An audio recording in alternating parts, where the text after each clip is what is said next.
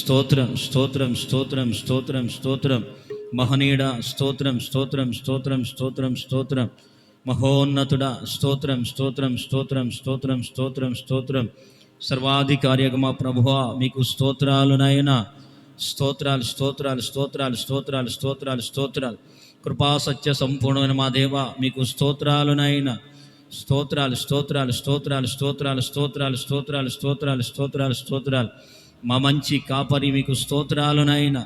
స్తోత్రాలు స్తోత్రాలు స్తోత్రాలు స్తోత్రాలు స్తోత్రాలు స్తోత్రాలు వాక్యమై ఉన్న దేవ వాగ్దాన పూర్ణ మీకు స్తోత్రాలు నాయనా. స్తోత్రాలు స్తోత్రాలు స్తోత్రాలు స్తోత్రాలు స్తోత్రాలు స్తోత్రాలు స్తోత్రాలు స్తోత్రాలు స్తోత్రాలు స్తోత్రాలు స్తోత్రాలు స్తోత్రాలు స్తోత్రాలు స్తోత్రాలు స్తోత్రాలు స్తోత్రాలు. గడిచిన కాలమంతా ప్రభు అయిన మహాకృప మనందరి పట్ల ప్రభు చూపి, ఈ కుటుంబీకుల పట్ల ప్రభు చూపి, ప్రభు మహాకృపలో భద్రపరిచి కాపాడి క్షేమాన్ని దయచేసినందుకు, ఈ ప్రాంతాన్ని ఈ ప్రాంత వాస్తవాన్ని కూడా ఆయన కృపలో దాచి కాపాడినందుకు స్తోత్రాలు చెల్లిద్దాం. స్తోత్రం స్తోత్రం స్తోత్రం స్తోత్రం స్తోత్రం స్తోత్రం స్తోత్రం స్తోత్రం. గొప్ప దేవుడు, శాలిని దేవుడు, సర్వశక్తి అయిన దేవుడు, ఈ రాత్రి కూడిక ద్వారా ఈ ప్రాంతాన్ని, ఈ ప్రాంత ప్రజలను, అలాగే కూడికను ఏర్పాటు చేసుకున్న కుటుంబాన్ని ఇంకను ప్రభు దీవించి ఆశీర్వదించినట్లుగా స్తోత్రాలు చెల్లిద్దాం. స్తోత్రం స్తోత్రం చెప్పాలి. స్తోత్రం స్తోత్రం స్తోత్రం స్తోత్రం స్తోత్రం స్తోత్రం స్తోత్రం స్తోత్రం స్తోత్రం. ఈ కూడికి రాజ్యాంతం ప్రభు తోడయండి. ఆయన నామ మహిమార్థమై ప్రభు జరిగించినట్లుగా ఇప్పుడు వచ్చిన ప్రతి ఒక్కరికి గొప్ప దీవెనకరంగా ప్రభు జరిగిస్తున్నందుకు స్తోత్రాలు చెల్లిద్దాం. స్తోత్రం స్తోత్రం స్తోత్రం స్తోత్రం స్తోత్రం స్తోత్రం స్తోత్రం స్తోత్రం స్తోత్రం స్తోత్రం స్తోత్రం. ఈ కూడికను ఏర్పాటు చేసినటువంటి కుటుంబాన్ని ప్రభు ఇంకొన్ని అన్ని విషయాల్లో ప్రభు దీవించి ఆశీర్వదించినట్లుగా స్తోత్రాలు చెల్లిద్దాం. స్తోత్రం స్తోత్రం స్తోత్రం స్తోత్రం స్తోత్రం స్తోత్రం స్తోత్రం స్తోత్రం స్తోత్రం. కరెంటును సౌండ్ సిస్టాన్ని ప్రభు ఆయన స్వాధీనించుకొని వాయిద్యాలు వాయిస్తుండగా ప్రభు వాయిద్యాలు వాయించడానికి విస్తారమైన కృపనిచ్చి పాటల ద్వారా, వాయిద్యముల ద్వారా, దేవాతి దేవుని సన్నిధిలో మనం స్తుతిస్తూ ఆరాధిస్తున్న ద్వారా, వాక్య పరిచయ ద్వారా సమస్త మహిమ ఘనత ప్రభావములు ఈ కొడుకు ద్వారా ప్రభుకే చెల్లునట్లుగా స్తోత్రాలు చెల్లిద్దాం. స్తోత్రం స్తోత్రం స్తోత్రం స్తోత్రం స్తోత్రం స్తోత్రం స్తోత్రం స్తోత్రం స్తోత్రం స్తోత్రం స్తోత్రం స్తోత్రం స్తోత్రం. వాక్యమైన దేవుడిగా ప్రభు మన మధ్యలోకి దిగివచ్చి దైవ సేవకులను విస్తారమైన కృపనిచ్చి అభిషేకించి ఈ రాత్రి ఈ ప్రాంత ప్రజలతో కూడొచ్చిన ప్రతి ఒక్కరితో ప్రభు మాట్లాడుతున్నందుకు స్తోత్రాలు చెల్లిద్దాం. స్తోత్రం స్తోత్రం స్తోత్రం స్తోత్రం స్తోత్రం స్తోత్రం స్తోత్రం స్తోత్రం స్తోత్రం స్తోత్రం స్తోత్రం స్తోత్రం స్తోత్రం స్తోత్రం. సమస్త ఆటంకాలు తొలగించి అన్ని విధాలుగా ప్రభు కృప చూపి కూడికని ఈ విధంగా జరుపుకోవడానికి ప్రభు ఎంతో సహాయం చేసినందుకు స్తోత్రాలు చెల్లిద్దాం. స్తోత్రం స్తోత్రం స్తోత్రం స్తోత్రం స్తోత్రం స్తోత్రం స్తోత్రం. తండ్రి కుమార పరిశుద్ధాత్మ దేవునికి స్తోత్రాలు చెల్లిద్దాం. స్తోత్రం స్తోత్రం స్తోత్రం స్తోత్రం స్తోత్రం. మనందరినీ పరిశుద్ధపరిచి పవిత్రపరిచి ఆయన ఇచ్చే రాజ్య రాకడకు ఆయుత్తపరుస్తున్న త్రియేక దేవునికి గట్టిగా స్తోత్రాలు చెల్లిద్దాం. స్తోత్రం స్తోత్రం స్తోత్రం స్తోత్రం స్తోత్రం స్తోత్రం స్తోత్రం స్తోత్రం. ప్రార్థన. పరిశుద్ధుడా, ప్రేమ స్వరూపి, దయగల మా ప్రభువా మీ స్తోత్రాలు. గొప్ప దేవుడు అయినా మీ మహాకృప ఈ ప్రాంత వాస్తవ్యుల పట్ల, ప్రాముఖ్యంగా ఈ కొడుకుని ఏర్పాటు చేసుకున్నటువంటి కుటుంబం పట్ల మీరు చూపి గడిచిన కాలం అంతా మీ కృపలో భద్రపరిచి కాపాడు క్షేమాన్ని దయచేశారు. ఈ విధంగా ఈ రాత్రి తండ్రినైనా ఈ కుటుంబీకులతో పాటు మేమంతా కలిసి మిమ్మల్ని స్తుతించి ఆరాధించుకున్నట్టుకు మీరు కృప చూపినందుకై, సహాయం చేసినందుకై స్తోత్రాలు. ఈ కొడుకు రాజ్యాంతం మీ నామానికి మహిమకరంగా, ఈ ప్రాంతానికి గొప్ప దీవెనకరంగా కొడిచిన మీ ప్రజలకు గొప్ప ఆశీర్వాదకరంగా, ఈ కుటుంబానికి మేలుకరంగా మీరు జరిగిస్తున్నందుకై మీ స్తోత్రాలు. దేవా మీ స్తోత్రాలు తండ్రి. అన్ని విధాలుగా కృప చూపండి. సమస్తమైన దేవుడిగా మీరు మా మధ్యలోకి దిగివచ్చి మీ మహిమ ప్రసన్నత తండ్రి నన్ను మా మధ్యలో నిలిపి, మీ సన్నిధి మా మధ్యలో నిలిపి ప్రభా మీ స్తోత్రాలు తండ్రి. ఈ కూడికిన ఆద్యాంతం తండ్రి నైనా ఘనత మహిమ ప్రభావం మీకు కలుగునట్లుగా జరిగించండి. అన్ని విధాలుగా కృప చూపి సహాయం చేసి మీ దాసులను కూడా సమయానుకూలంగా తీసుకొచ్చి మీ దాసులను మీరు నిలబెట్టుకొని మీ దాసుల ముఖాంతరంలో వచ్చి ఈ ప్రాంత ప్రజలతో కూడొచ్చిన ప్రతి ఒక్కరితో మీరే మాట్లాడండి.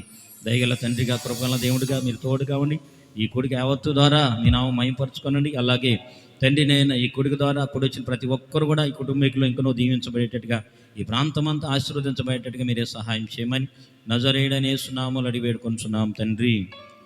ఆమేన్. హల్లెలూయా హల్లెలూయా. హోసన్నా ఆనంద కీర్తనల నుంచి కొన్ని పాటలు పాడుతూ ప్రభుని మహిమపరచుకుందాం. Praise the Lord. జ్యోతిర్మయుడా నా ప్రాణప్రియుడా పాట పాడుతూ ప్రభుని మహిమపరచుకుందాం.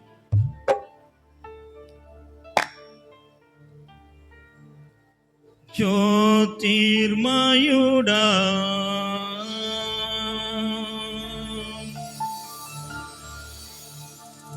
నా ప్రాణ ప్రియుడా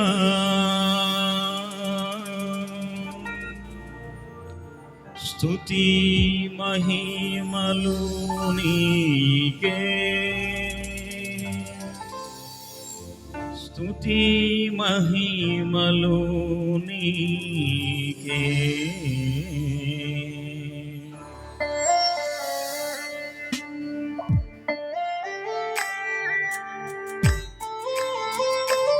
సంతోషంగా అందరం చప్పట్లు కొడుతూ ప్రభుని మహిమపరుచుకుందాం. ఈ రాత్రి ప్రభుని ఆశీర్వదించే రాత్రి. ఈ రాత్రి ఆయన సన్నిధి మన మధ్యలో ఉన్నది. ఈ రాత్రి దేవాతి దేవుడు ఈ ప్రాంతాన్ని ఆశీర్వదించనై ఉన్నాడు కనుక సంతోషంగా ఆనందంగా ప్రభుని స్తుతించి ఆరాధించుకుందాం. జ్యోతిర్మయుడా నా ప్రాణ ప్రియుడా స్తుతి మహిమలు నీకే, జ్యోతిర్మయుడా నా ప్రాణ ప్రియుడా స్తుతి మహిమలు నీకే. నా ఆత్మలో అనుక్షణం, నా ఆత్మలో అనుక్షణం నా అతిశయము నీవే, నా ఆనందము నీవే, నా ఆరాధన నీవే, నా అతిశయము నీవే, నా ఆనందము నీవే, నా ఆరాధన నీకే. జ్యోతిర్మయుడా నా ప్రాణ ప్రియుడా స్తుతి మహిమలు నీకే. స్తోత్రం.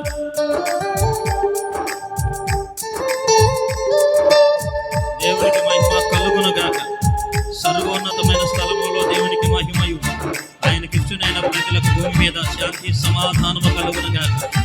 ఆ దేవుని ప్రజలారా శాంతి సమాధానములు కలిగి జీవించినట్టుగా ప్రభువుని స్తుతించండి.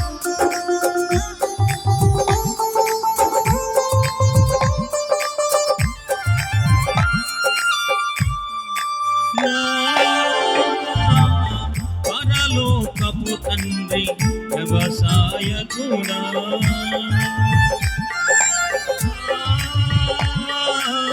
పరలోకపు తండ్రి వ్యవసాయకుడా, నీ తోటలోని ద్రాక్షవల్లితో నన్ను అంటు కట్టి స్థిరపరచావా, నీ తోటలోని ద్రాక్షవల్లితో నన్ను అంటు కట్టి స్థిరపరచావా.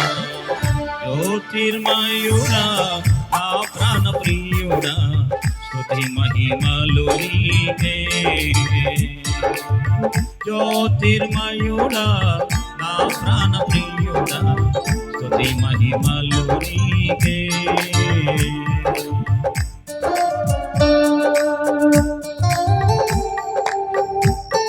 స్తోత్రం.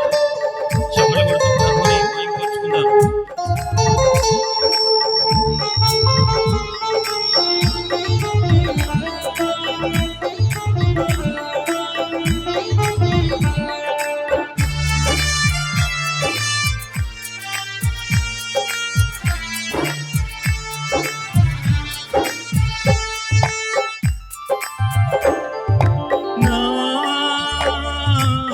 పరలోకపు తండ్రి నా మంచి కుమ్మరి,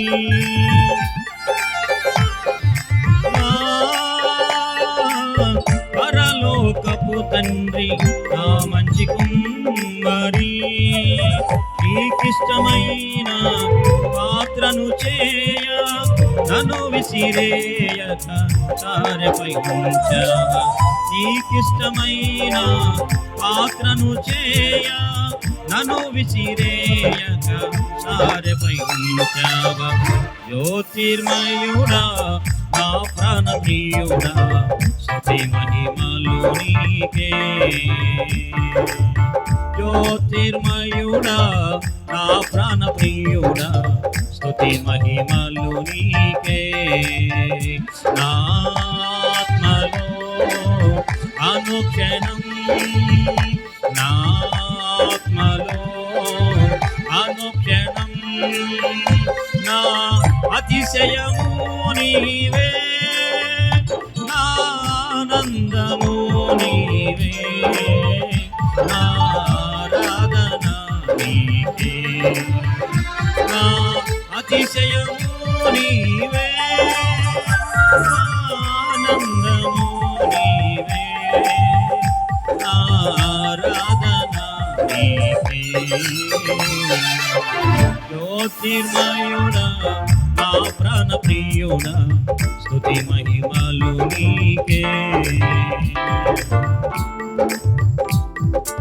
హల్లెలూయా. స్తుతించు.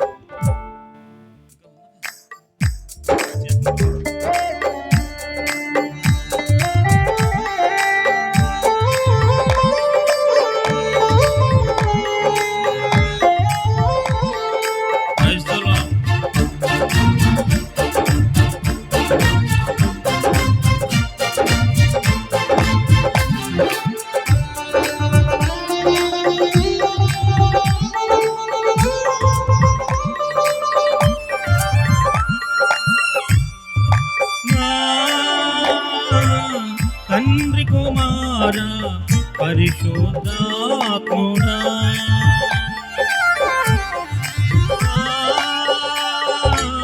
తండ్రి కుమార పరిశుద్ధాత్ముడా త్రియేక దేవా ఆది సంభూతుడా నిన్ను నేనేమని ఆరాధించెదా. త్రియేక దేవా ఆది సంభూతుడా నిన్ను నేనేమని ఆరాధించెదా. జ్యోతిర్మయుడా నా ప్రాణ ప్రియుడా స్తుతి మహిమలు నీకే. జ్యోతిర్మయుడా నా ప్రాణ ప్రియుడా స్తుతి మహిమలు నీకే.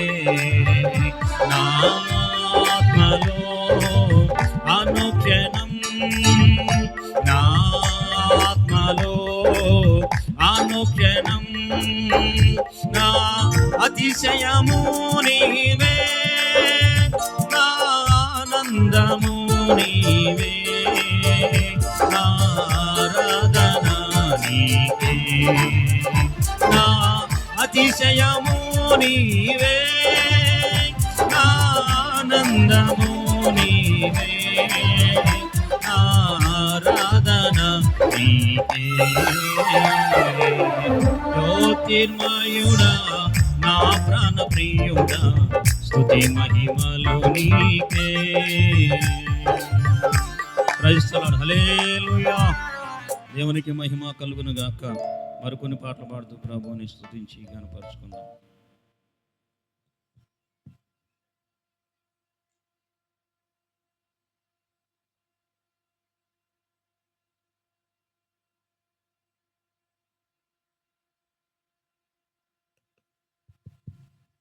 Praise the Lord. హల్లెలూయా. అందరూ కాస్త రెండు చేతులు పైకెత్తి దగ్గరగా చెబుదాం. హల్లెలూయా, హల్లెలూయా. యెహోవాకు స్తోత్రగానము చేయుట మంచిది అని లేఖనములో వ్రాయబడినట్లుగా పాడేటప్పుడు మాతో కలిసి మీరు కూడా చక్కగా పాడి చప్పట్లు కొడుతూ సంతోషంగా యేసయ్య నామాన్ని ఘనపరచవలసిందిగా ప్రేమతో తెలియజేస్తున్నాం. సంతోషంగా ఒకసారి బిగ్గరగా హల్లెలూయా అని చెబుదామా? హల్లెలూయా.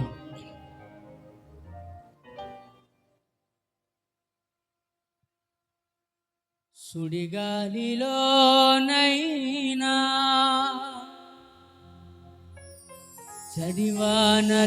చడివానలోనైనా ఆరిపోదులే నీవు వెలిగించిన దీపము, నీవు వెలిగించిన దీపము వెలిగించిన దీపము. చప్పట్లు పడదామా?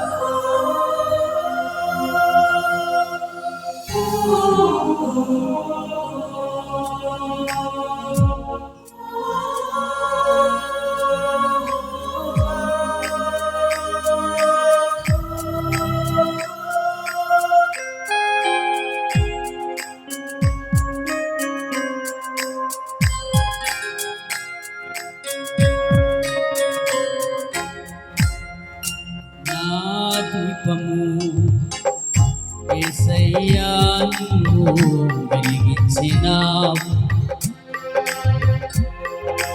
నా దీపము యేసయ్యా నీవు వెలిగించినావు. సుడిగాలిలోనైనా జడివానలోనైనా ఆరిపోతులే నీవు వెలిగించిన దీపము. సుడిగాలిలోనైనా జడివానలోనైనా ఆరిపోతులే నీవు వెలిగించిన దీపము. నీవు వెలిగించిన దీపము. అందరూ కలిసి పాడదాం. నీవు వెలిగించిన దీపము, నీవు వెలిగించిన దీపము, నా దీపము యేసయ్యా నీవు వెలిగించినావు. చప్పట్లు కొడుతూ సంతోషంగా ఆమేన్.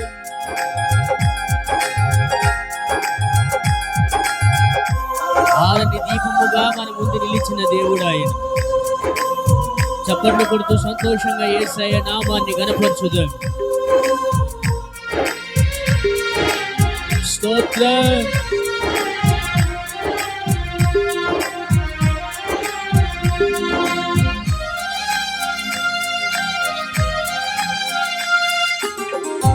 ఆరని దీపమై దివ్యమానమై నా హృదయ కోవెలపై దీపాల తోరణమై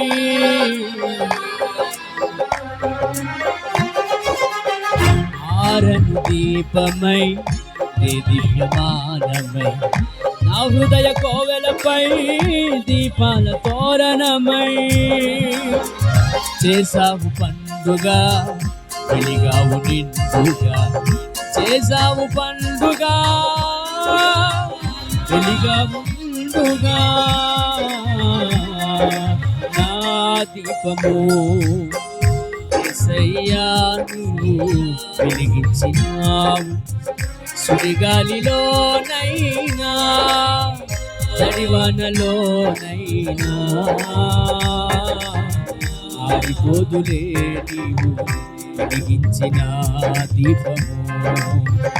నీవు వెలిగించిన దీపము, నీవు వెలిగించిన దీపము, నీవు వెలిగించిన దీపము.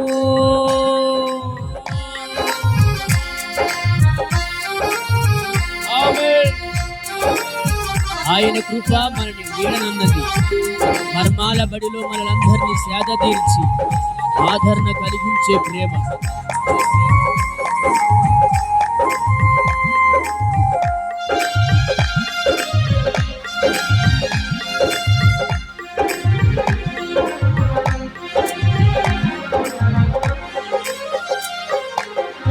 మారని నీ కృప నన్ను వీడనన్నది. మర్మాల బడిలో నా సేద తీర్చుచున్నది.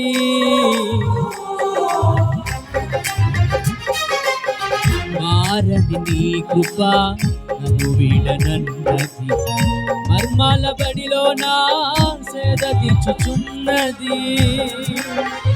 భోగించుచున్నది ప్రతి చోట సాక్షిగా. భోగించుచున్నది ప్రతి చోట సాక్షిగా. నా దీపము యేసయ్యా నీవు వెలిగించినావు సుడిగాలిలోనైనా జడివానలోనైనా ఆరిపోదులే నీవు వెలిగించిన దీపము నీవు వెలిగించిన దీపము నీవు వెలిగించిన దీపము నీవు వెలిగించిన దీపము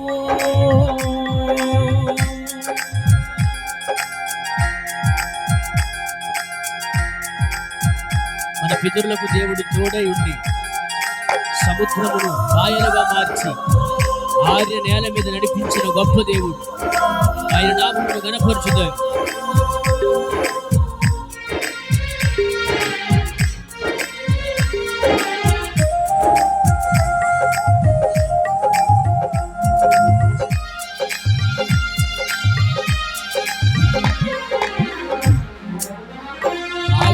హోరులో ఆరిన నేలపై నా ముందు వెలసితివే సైన్యములకు అధిపతివై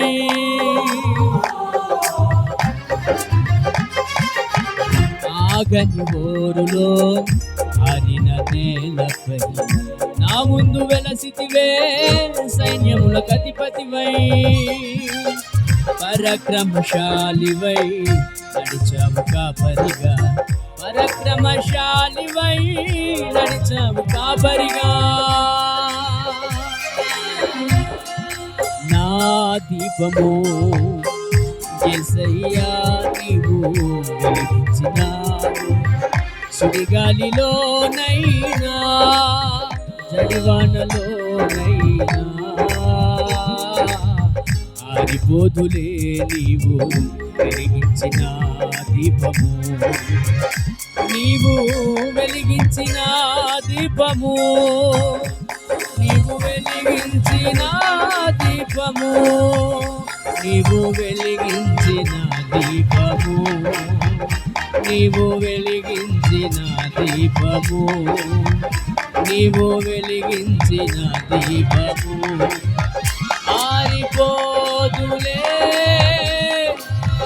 నీవు వెలిగించిన దీపము నీవు వెలిగించిన దీపము నీవు వెలిగించిన దీపము నీవు వెలిగించిన దీపము ఆరిపోదులే నీవు వెలిగించిన దీపము నీవు వెలిగించిన దీపము నీవు వెలిగించిన దీపము నీవు వెలిగించిన దీపము నీవు వెలిగించిన దీపము నా దీపము యేసయ్యా నీవు వెలిగించిన హల్లెలూయా.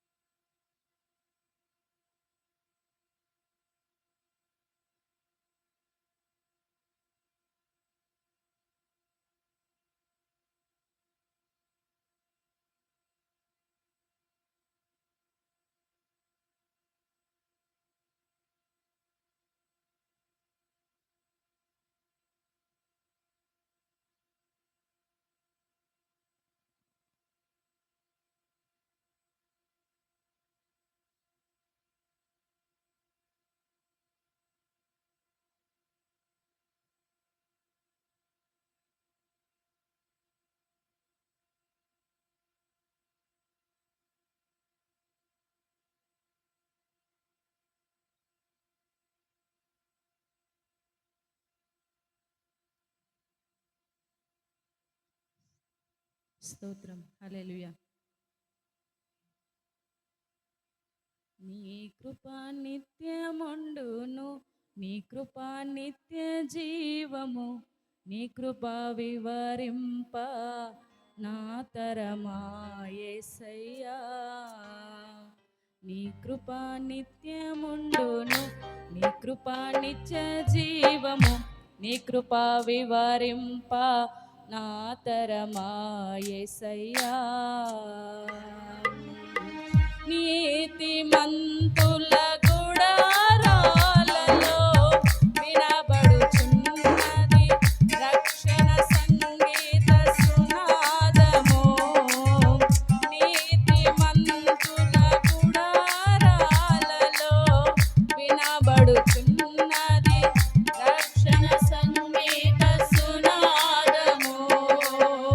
నీ కృపా నిత్యముండును, నీ కృపా నిత్య జీవము, నీ కృపా వివరింప నా తరమా యేసయ్యా. శృతి ఉన్న మాటలకు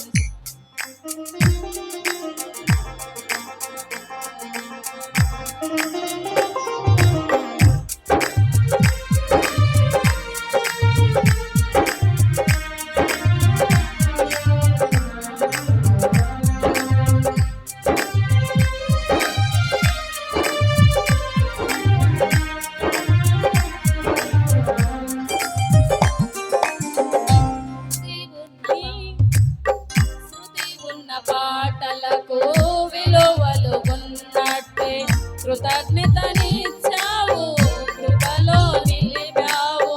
శృతి ఉన్న పాటలకు విలువలు ఉన్నట్టే కృతజ్ఞతనిచ్చావు, కృపలో నిలిపావు. కృంగిన వేళలో నన్ను లేవనెత్తిన చిరునామా నీవేగా. కృంగిన వేళలో నన్ను లేవనెత్తిన చిరునామా నీవేగా. నీ కృపా నిత్యముండును, నీ కృపా నిత్య జీవము, నీ కృపా వివరింప నా తరమా యేసయ్యా.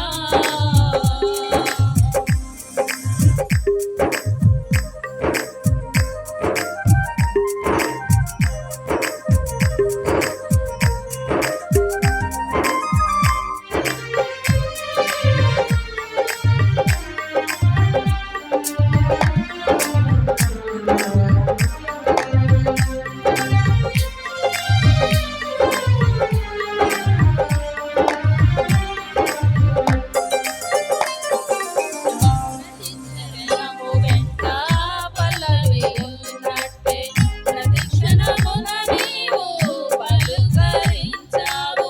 ప్రతిక్షణము వెంట పల్లవి ఉన్నట్టే ప్రతిక్షణమున నీవు పలుకరించావు. ప్రతికూలమైన పరిస్థితులన్నీయు కనుమరుగైపోయేనే. ప్రతికూలమైన పరిస్థితులన్నీయు కనుమరుగైపోయేనే.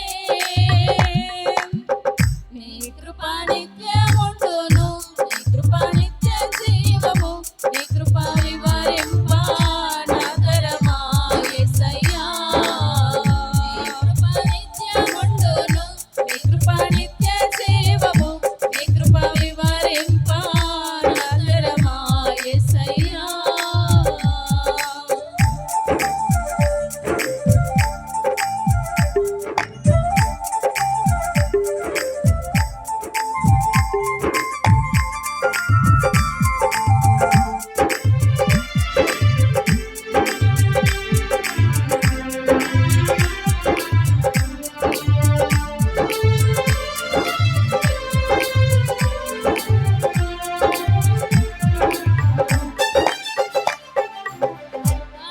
అనుభవానురాగం కలకాలమున్నట్లే నీ రచనీయమాలలో నిలువనిచ్చావు.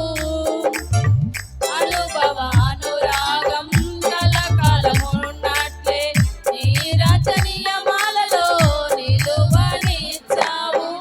రాజమార్గములో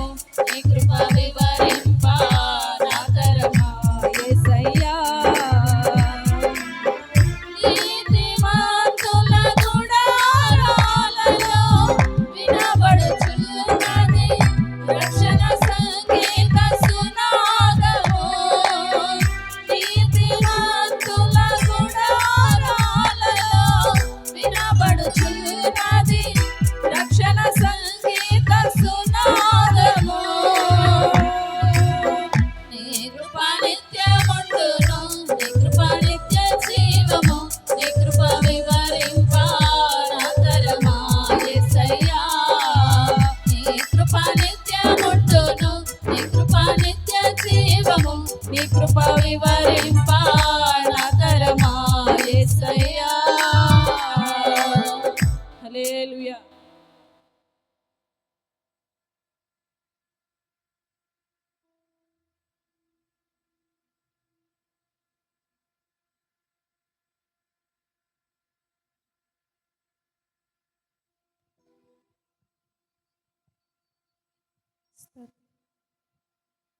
సుమధుర స్వరముల గానాలతో వేలాది దూతల గళములతో కొనియాడబడుచున్న నా యేసయ్యా, నీకే నా ఆరాధన. సుమధుర స్వరముల గానాలతో వేలాది దూతల గళములతో కొనియాడబడుచున్న నా యేసయ్యా, నీకే నా ఆరాధన. మహదానందమే నాలో పరవశమే, నిన్ను స్తుతించిన ప్రతి క్షణం. మహదానందమే నాలో పరవశమే, నిన్ను స్తుతించిన ప్రతి క్షణం. సుమధుర స్వరముల గానాలతో వేలాది దూతల గళములతో కొనియాడబడుచున్న నా యేసయ్యా, నీకే నా ఆరాధన.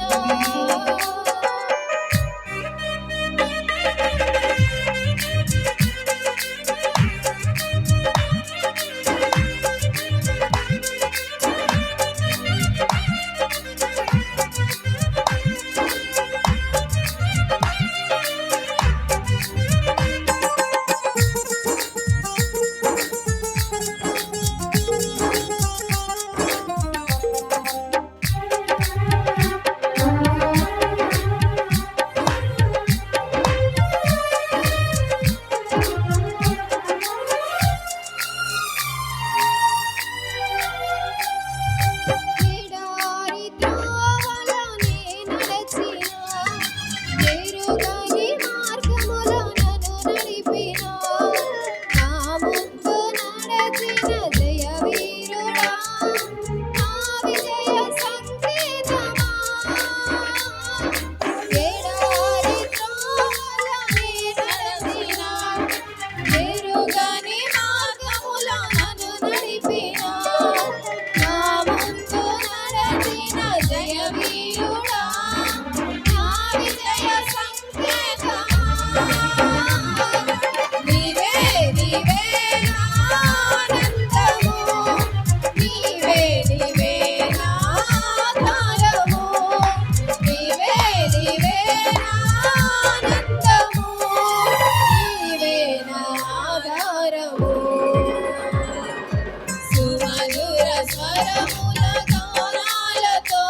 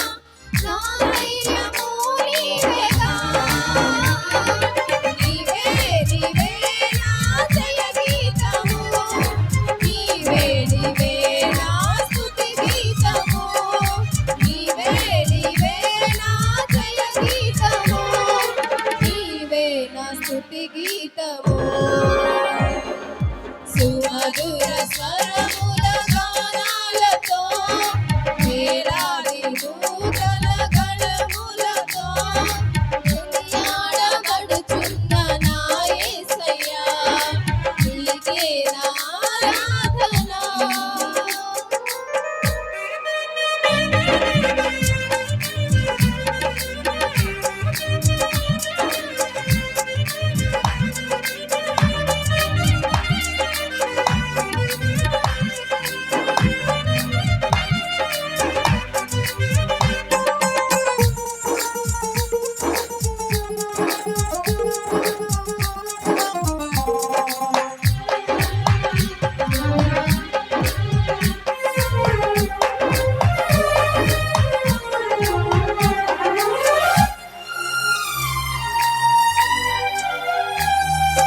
వేలాది నదులన్నీ నీ మహిమను, తరంగపు పొంగులు నీ బలమును, పర్వత శ్రేణులు నీ కీర్తినే ప్రకటించుచున్నవిగా. వేలాది నదులన్నీ నీ మహిమను, తరంగపు పొంగులు నీ బలమును, పర్వత శ్రేణులు నీ కీర్తినే ప్రకటించుచున్నవిగా. నీవే నీవే నా అతిశయము, నీకే నీకే నా ఆరాధన. నీవే నీవే నా అతిశయము, నీకే నా ఆరాధన. సుమధుర స్వరముల గానాలతో వేలాది దూతల గళములతో కొనియాడబడుచున్న నా యేసయ్యా నీకే నా ఆరాధన. మహదానందమే నాలో పరవశమే నిన్ను స్తుతించిన ప్రతి క్షణం. మహదానందమే నాలో పరవశమే నిన్ను స్తుతించిన ప్రతి క్షణం. సుమధుర స్వరముల గానాలతో వేలాది దూతల గళములతో కొనియాడబడుచున్న నా యేసయ్యా నీకే నా ఆరాధన.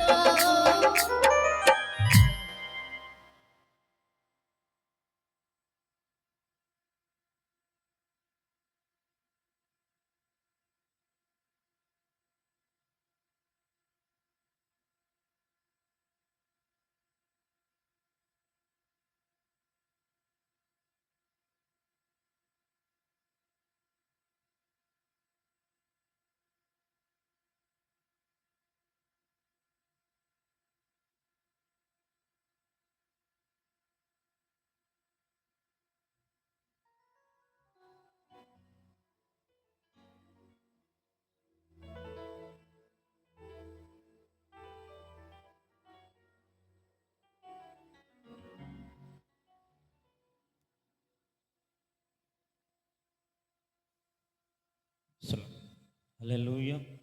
ఇప్పటివరకు పాటలు పాడుతూ ప్రభుని గణపరుచుకొని ఉన్నాం. శ్రేష్టమైన సమయంలోకి మనం వచ్చాం. దైవ సేవకులు మన మధ్యలోకి వచ్చి ఉన్నారు కనుక తలలు వంచండి, ప్రార్థన చేసుకుని దేవుని యొక్క వాక్యాన్ని మనం వినబోతున్నాం.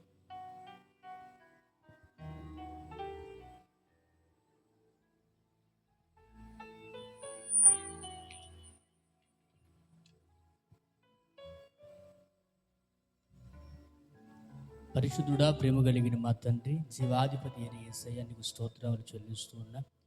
ఈ కూడిక ప్రారంభం మొదలుకొని ఇప్పటి వరకు నా దేవా మీ చిత్తానుసారంగా ఆశీర్వాదకరంగా మీరు జరిగిస్తూ వస్తున్న విధానమును బట్టి స్తోత్రములు చెల్లిస్తూ ఉన్నాం స్వామి. అయ్యా ఈ దినం ఈ సమయమున నీ పక్షాన్ని నిలబడి మాట్లాడుతున్న మీ దాసులను బలపరచండి, అభిషేకించమని ప్రార్థిస్తున్నాం తండ్రి. ఆశతో ఎదురు చూస్తున్న నాతో మాతో మా అందరితో ఈ ప్రాంత నివాసులతో మీరు మాట్లాడమని వేడుకుంటున్నాం తండ్రి. ఎంతమంది అయితే ఈ కూడికలో ఉండి నీ మాటలు ఆలకిస్తున్నారో, దూరాన ఉండి శబ్ద యంత్రాల ద్వారా నీ మాటలు ఆలకిస్తున్నారు, ప్రతి ఒక్కొక్కరితో మీరు మాట్లాడమని వేడుకుంటున్నాం తండ్రి. నీకు స్తోత్రం. నీ మాటలలో స్వస్థత కలుగుతుంది, నీ మాటల వల్ల ఆదరణ కలుగుతుంది, నీ మాటలలో నెమ్మది కలుగుతుంది. కనుక అటువంటి శక్తి కలిగిన మాటలు మాకు ప్రసాదించి, మాటలలో దాగి ఉన్న ఆశీర్వాదం మేమందరము పొందుటకు యోగ్యులుగా మార్చమని ప్రార్థిస్తూ యేసయ్య నామమున అడిగి వేడుకొనుచు ఉన్నాము తండ్రి. ఆమేన్.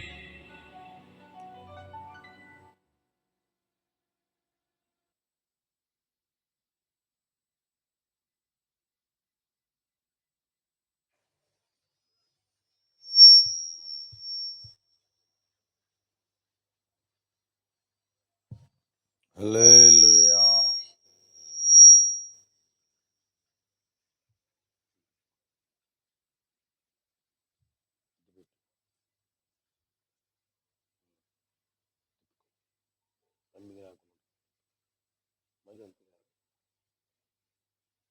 హల్లెలూయా.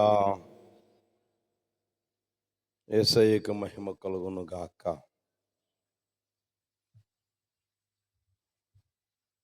ప్రభు అందరినీ దీవించును గాక. రాట్లే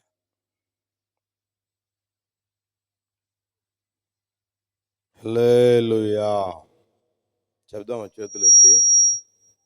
తేలేదా చేతులు? తెచ్చారా?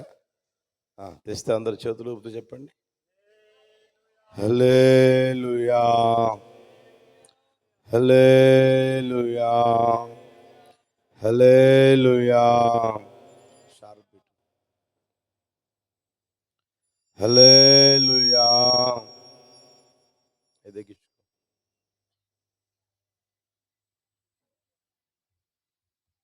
ప్రభు అందరినీ దీవించును గాక. ఈ ప్రాంత ప్రజల్ని దీవించును గాక. హల్లెలూయా. ప్రతి నెల ఈ ప్రాంతంలో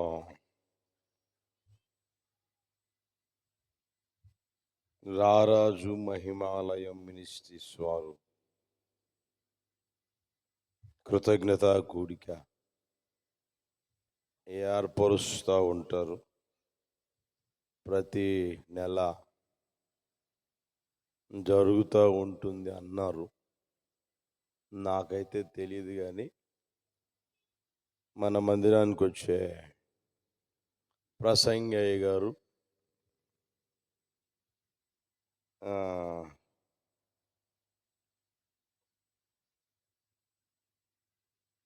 తీసుకొచ్చారు.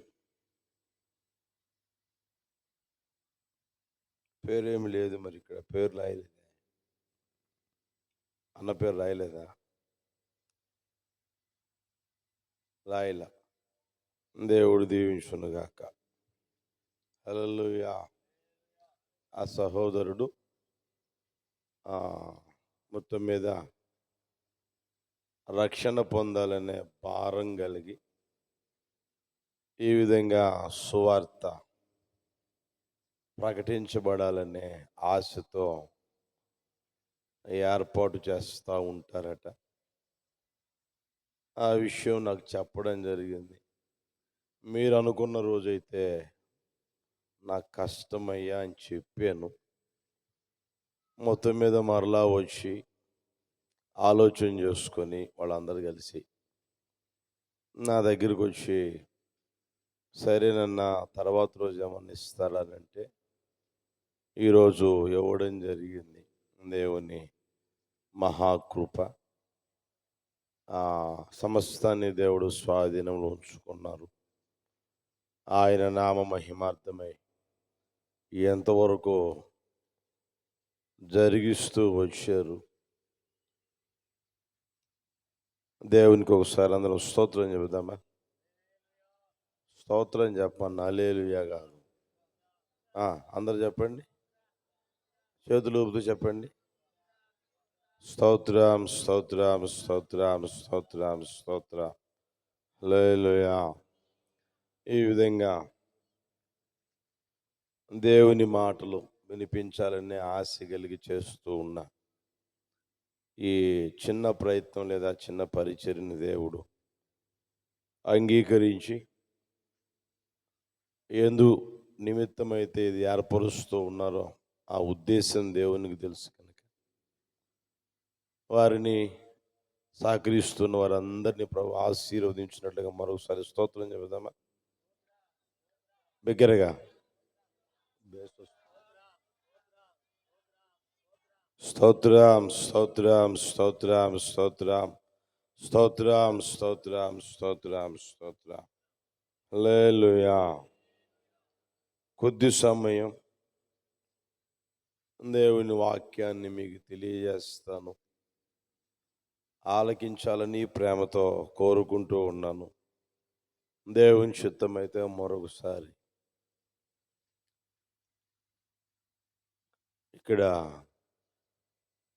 దేవుని మాటలు వినిపించేదానికి ప్రభు సహాయం చేయును గాక.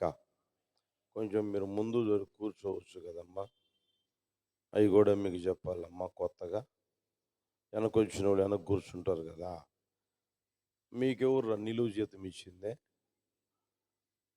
వచ్చి కూర్చోవచ్చు కదా నాయన. కింద కూర్చోలేని వాళ్ళకి కదా కుర్చీలో. అలా నేర్చుకోండి, లేకపోతే ఆ కీళ్ళు అవి పట్టుకుపోయి కీళ్ళ రోగం వచ్చిందనుకో, ఆ తర్వాత మీరు బాధపడాలి. పెద్దోళ్ళకి కదా, కింద కూర్చోలేని వాళ్ళకి, అనారోగ్యంతో బాధపడుతున్న వారికి కుర్చీలు. హల్లెలూయా. అది నేర్చుకోండి. దేవుడు నిశ్చయముగా ఆశీర్వదించునుగాక. ఒక మాట బైబిల్లో మీకు చూపిస్తాను చూడండి, మీ అందరికీ బాగా పరిచయమైన వాక్య భాగం. 31వ కీర్తన, 31వ కీర్తన 19వ వచనం చూడండి. అందరూ తీయండి. 31వ కీర్తన 19వ వచనం. నీయందు భయభక్తులు గల వారి నిమిత్తము నీవు దాచి ఉంచిన మేలు ఎంతో గొప్పది. నరుల ఎదుట నిన్ను ఆశ్రయించు వారి నిమిత్తము నీవు సిద్ధపరిచిన మేలు ఎంతో గొప్పది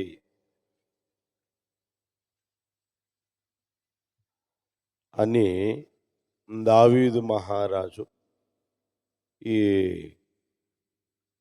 కీర్తన రాసి పాడారు. దావీదు మహారాజు తన జీవితంలో అనుభవించిన అనుభవాన్ని పాట రూపంగా రాసుకున్నాడు. ప్రియమైన వాళ్ళరా, ఆయన వ్యక్తిగత జీవితం ఇంచుమించుగా చాలాసార్లు మనం వింటూనే ఉంటాం. దావీదు మహారాజు లేకుండా ఇంచుమించుగా ప్రసంగం చేయరేమో అని నేను అనుకుంటున్నా. ఎందుకంటే ఆయన దయనీయమైన పరిస్థితి, దీనస్థితిలో ఉన్నప్పుడు ప్రభు జ్ఞాపకం చేసుకొని, జ్ఞాపకాల్లో ఉంచుకొని గొప్ప స్థితిని కలుగు చేశాడు, ఉన్నతమైన హోదాని కూడా కలుగు చేశారు. ప్రియమైన వాళ్ళరా,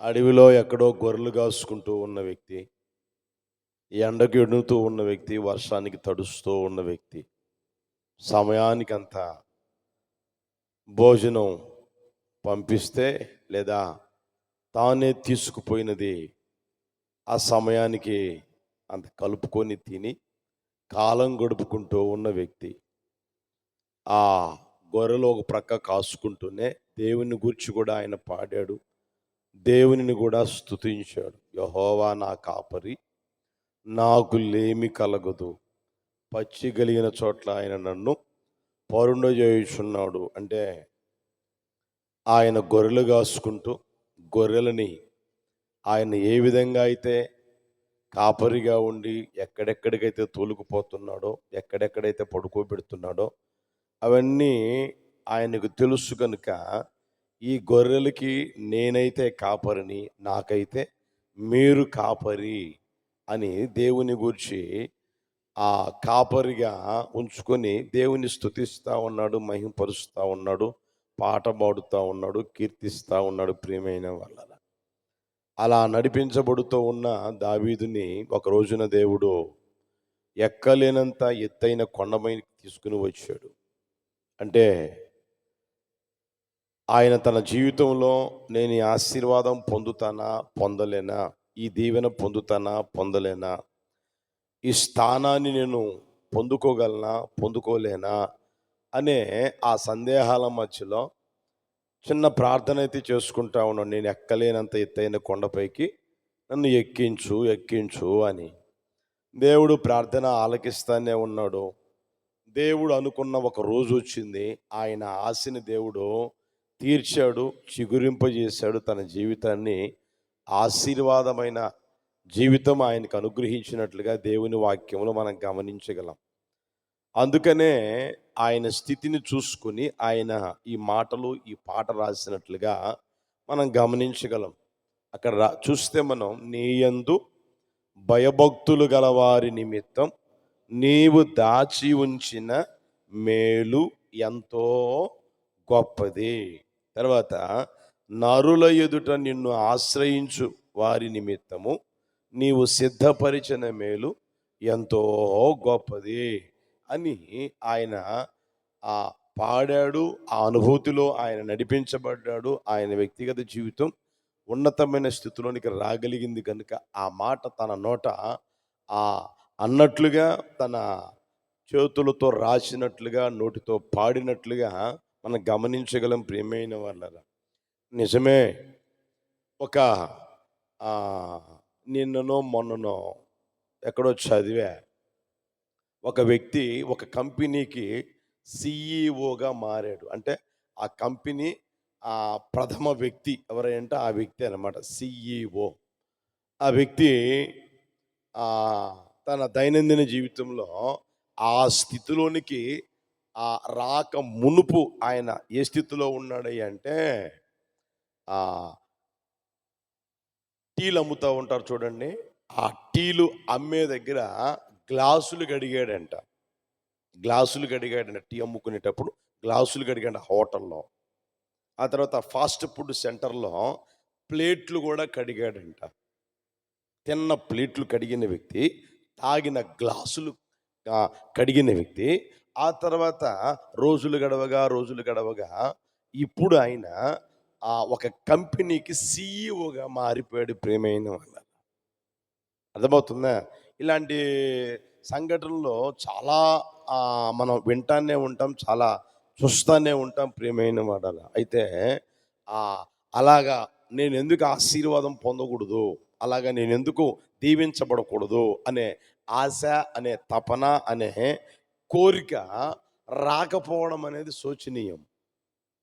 మనకెక్కడ దొరుకుతుందిలే, మనకెక్కడ కుదురుతుందిలే, మన వ్యక్తిగత జీవితంలో, మన పిల్లల జీవితంలో అంతటి స్థితిలోనికి పోతామా అన్న ఆ సందేహము లేదా అవిశ్వాసం ఏం చేస్తుంది అంటే నిన్ను వెనక్కి లాగుతూ ఉంటుంది. అర్థమవుతుందా? కనుక ప్రియమైన వాళ్ళ, దావీదు జీవితం చూస్తే చూడండి, తండ్రి పట్టించుకోలేదు, తల్లి పట్టించుకోలేదు, ఉన్న సహోదరులు కూడా ఆయన వ్యక్తిగత జీవితాన్ని పట్టించుకోలేదు. చిన్న మంద ఉంటే మంద అప్పగిస్తే మంద కాసుకుంటూ ఉన్న వ్యక్తి ఎల్లకాలం ఆ మందనే కాసుకుంటూ ఉన్నాడా అని అంటే లేదు. దేవుడు అతన్ని ఆశీర్వదించాడు, రాజ్యాన్ని పరిపాలన చేసే రాజుగా తీర్చిదిద్దాడు. ఆ తర్వాత ఐశ్వర్య ప్రభావములు గలవాడై తన వ్యక్తిగత జీవితాన్ని నడిపించుకున్నాడు. ప్రియమైన వాళ్ళ, గొప్ప ఐశ్వర్యవంతుడిగా, గొప్ప ప్రభావము కలిగిన వ్యక్తిగా ఆయన కీర్తి ఆ ప్రాంతమందంతటా ప్రశంసించబడినట్లుగా మనం గమనించగలం. ప్రియమైన వాళ్ళు, అంటే అంత గొప్ప స్థితిలోనికి దేవుడు ఆ వ్యక్తిని తీసుకుని వచ్చాడు. నిశ్చయముగా నిన్ను కూడా అంతకంటే గొప్ప స్థితిలోనికి తీసుకుని వచ్చును గాక. మీ వ్యక్తిగత జీవితాన్ని ప్రభువు చేయును గాక, మీ పిల్లల జీవితంలో ప్రభువు చేయును గాక. హల్లెలూయా, హల్లెలూయా. ఆ రోజున చేసిన దేవుడు ఈ రోజున కూడా చేయుటకు సర్వశక్తి కలిగిన వాడు. ఆయన నిన్న నేడు నిరంతరం ఏకరీతిగా ఉన్నవాడు. ప్రియమైన వాళ్ళ, ఆయన మాట తప్పని వాడు, మాట మార్చుకొనని వాడు, మార్పు లేని దేవుడు. ఆయన ఎల్లవేళలా ఏకరీతిగా ఉండే ఆయన ప్రతి ఒక్కరిని దీవించాలని, ఆశీర్వదించాలని, గొప్ప చేయాలని కోరుకుంటానే ఉంటాడు. నా పట్లైనా సరే, నీ పట్లైనా సరే, ఏమండి, ఒక్కొక్కరి పట్ల ఆయన సిద్ధపరిచిన మేలు ఉంటుంది, దాచి ఉంచిన మేలు కూడా ఉంటుంది. హల్లెలూయా. ఏ మేలు చెప్పండి గట్టిగా, చెప్పండి. అక్కడ చూడండి, దాచి ఉంచిన మేలు ఒకటైతే రెండవది సిద్ధపరిచిన మేలు. అర్థమవుతుందా? నా కోసం దాచి ఉంచిన మేలు ఉంటుంది, నీ కోసం దాచి ఉంచిన మేలు ఉంటుంది. అప్పుడప్పుడు అంటా ఉంటాం, ఏమని తెలిసిన, ఆ అబ్బాయి పాస్ అయ్యి రాసి రాసి రాసి రాసి అది రాలేదు, ఇది రాలేదు, ఇది రాలేదు, ఇది రాలేదు, ఇది రాలేదు, ఇది రాలేదు అని అంటా ఉంటారు. అర్థమవుతుందా? ఒక 5-6 సంవత్సరాల తర్వాత లేదా 10 సంవత్సరాల తర్వాత ఆ వ్యక్తికి ఉద్యోగం వచ్చింది అనుకోండి, అప్పుడు అంట ఏమని తెలిసిన, దేవుడు దాచిపెట్టింది నీకు ఇచ్చాడులేరా. ఏంటంట? దేవుడు దాచిపెట్టింది నీకు ఇచ్చాడులేరా, దేవుడు నీ కోసం సిద్ధపరిచింది నీకు ఇచ్చాడులేరా. నువ్వు తొందరపడ్డావు కానీ, మేము తొందరపడ్డాం కానీ, అందరూ తొందరపడ్డాం కానీ, వీడికి ఇంకా వస్తుందా రాదా అని చెప్పేసి అనుకున్నాము కానీ, అయితే దేవుడు నీ కోసం దాచిపెట్టింది, నీ కోసం సిద్ధపరిచింది ఇచ్చాడులేరా అనే మాట మనం వింటానే ఉంటాం ప్రియమైన వాళ్ళరా. అర్థమవుతుందా? అది నీకు కోసమైనా, నీ పిల్లల కోసమైనా, నా కోసమేనైనా, ఎవరి కోసమైనా సరే దేవుడు దాచిపెట్టిన మేలు అనేది ఉంటుంది, తర్వాత సిద్ధపరిచిన మేలు అనేది ఉంటుంది ప్రియమైన వాళ్ళరా. ఆ మేలు అనుభవించగలిగేటట్లుగా నా యేసయ్య ఈ రాత్రి ఈ మాటలు వింటున్న ఒక్కొక్కరి జీవితంలో చేయునుగాక, ఈ ప్రాంత ప్రజల జీవితంలో చేయునుగాక. యేసు నామములో దేవుని మేలు అనుభవించగలిగేటట్లుగా ఆయన ద్వారాలు తెరుచునుగాక. మీ జీవితంలో ఒక నూతనమైన కార్యము చేయునుగాక. నీ పట్ల, నీ పిల్లల పట్ల యేసు నామమున తండ్రి ఆ గొప్ప కార్యము చేయునుగాక. దాచి ఉంచిన సిద్ధపరిచిన మేలు అనుభవించగలిగేటట్లుగా ఆయన నీ కొరకు తలుపులు తెరచునుగాక, ఆకాశపు వాకిలను విప్పునుగాక. ఆయన ఆశీర్వాదం అనుభవించగలిగేటట్లుగా ఒక్కొక్కరి జీవితంలో ఆయన కృప చూపునుగాక. హల్లెలూయా. అక్కడ మీరు చూడండి, భయము భక్తి గలవారి ఎడల, చదవండి, నా మాట చదవండి. నీ యందు, చెప్పండి, చదవండి గట్టిగా, నాకు వినపడ్డంలా మీరు చదివేది. గట్టిగా చదవండి. చదువు రాదా? అది కదా, గట్టిగా చదవండి. ఇంకా అందరూ చదవండి. నీ యందు భయభక్తులు గలవారి నిమిత్తము నీవు దాచి ఉంచిన మేలు అని రాయబడింది. నీ యందు భయభక్తులు గలవారి నిమిత్తం అని రాయబడింది. అందరికీ కాదు ప్రియమైన వాళ్ళరా. అర్థమవుతుందా? దాచిపెట్టిన మేలు, సిద్ధపరిచిన మేలు అనుభవించేటట్లుగా చేసేదానికి ఏమండి, దేవుడు చూసే, అర్థమవుతుందా, దేవుడు ఆ వ్యక్తిలో చూసే లేదా దేవుడు ఆ వ్యక్తిలో గమనించే అనుభవం, లేదా దేవుడు చూసినప్పుడు ఉండవలసిన ఆ అనుభవం ఏంటయ్యా అంటే ప్రియమైన వాళ్ళరా, భయము భక్తి అనేది ఉండగలగాలి. అది నా ప్రభు అనుగ్రహించునుగాక. నీ వ్యక్తిగత జీవితంలో అది కోరుకుందువుగాక. బైబిల్లో ఉంది కదా, విస్తారమైన వెండి బంగారములు సంపాదించుట కంటే లేదా కలిగి ఉండుట కంటే దేవుని యందు భయభక్తులు, చెప్పండి, కొంచెం కలిగి ఉండడం మేలు అని రాయబడింది. అర్థమవుతుందా? ఆ భయము భక్తి కలిగి జీవించాలనే ఒక తీర్మానం, భయము భక్తి కలిగి జీవించాలనే ఒక ఆశ లేదా ఒక దృక్పథం, ఒక కోరిక అనేది నీలో ఉంటే, అది నా యేసయ్య చూస్తే, అది నా యేసయ్యకు కనిపిస్తే, అది నా జీవితంలో, మీ జీవితంలో నిశ్చయముగా నా దేవుడు సిద్ధపరిచిన మేలు అనుభవింపచేయునుగాక, దాచి ఉంచిన మేలు అనుభవింపచేయునుగాక. హల్లెలూయా.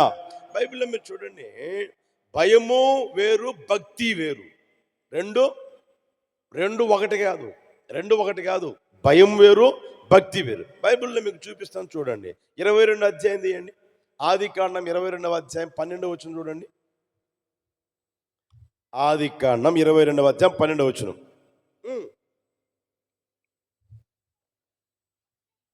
లేదా బైబిల్లో లేదా? ఏమయ్యా, చదవచ్చు కదా, చదవండి, ఎవరో ఒకరు చదవండి, ఇబ్బంది లేదు. అప్పుడు ఆయన, ఆ చిన్నవాని మీద చెయ్యి వేయకము, అతనిని ఏమీయూ చేయకము, నీకు ఒక్కడయున్న నీ కుమారుని నాకీయ వెనుదీయలేదు గనుక నీవు దేవునికి భయపడు వాడవని ఇందువలన నేను తెలుసుకొని ఉన్నాను. హల్లెలూయా. అబ్రహాము అనే వ్యక్తి విగ్రహారాధికుడు, పచ్చి విగ్రహారాధికుడు, విగ్రహారాధన జీవితం జీవిస్తున్న ఆ అబ్రహాముని నేను ప్రకటిస్తున్న నజరేయుడని యేసయ్య ఒక రోజున పిలిచాడు. మహిమ కలిగిన దేవుడిగా ప్రత్యక్షమై పిలిచాడు. పిలిచినప్పుడు ఏమండి సాకులు చెప్పకుండా, ఏమండి ఆళ్ళ మీద వీళ్ళ మీద సాకులు చెప్పకుండా, లేదా నా కులమో అనుకోకుండా, నా మతమో అనుకోకుండా దేవుడు చెప్పిన మాట విని అలా లోబడి బయలుదేరి వచ్చేసేసాడు. వచ్చేసిన తర్వాత దేవుడు అతన్ని ఆశీర్వదించాడు, అన్ని విషయాల్లో ఆశీర్వదించాడు. ఆ తర్వాత మనం గమనిస్తే ప్రియమైన వాళ్ళరా, సంతానం లేదు అనుకుంటా ఉంటే దేవుడు సంతానం కూడా ఇచ్చాడు. ఇచ్చిన తర్వాత మనం గమనిస్తే ఒక రోజు ఏం చేశాడు తెలిసిన, ఆ ఇచ్చిన కుమారుణ్ణి నేను చూపించే పర్వతం మీద బలి చేసేయి అన్నాడు. బలి చేసేయి అంటే మరుమాట మాట్లాడలా. ప్రభువా నీవే కదా కుమారుని ఇచ్చింది, కుమారుని మళ్ళా బలి అడుగుతున్నావేంటి, నువ్వు అసలు దేవుడివా, ఏమండి ఆ దేవుడి వైపు నువ్వు అలాంటి మాటలు మాట్లాడతావా, బలి అడుగుతావా అనేది ఏమీ మాట్లాడుకోకుండా సరే ప్రభు అని అలా తీసుకుపోయాడండి. తీసుకుపోయి బలిపీఠం కట్టెలు పేర్చి తర్వాత ఇస్సాకును పడుకోబెట్టి దేవునికి బలి ఇవ్వాలని అలా కత్తి ఎత్తి ఏమండి చంపబోయేసరికి దేవుడు మాట్లాడుతూ ఉన్నాడు, అబ్రహాం ఇదిగో నీకు ఒక్కడై ఉన్న నీ కుమారుని నాకు ఇచ్చేదానికి నీవు వెనుక తీయలేదు కనుక ఇందువలన నీవు నాకు భయపడతా ఉన్నావు. హల్లెలూయా, హల్లెలూయా.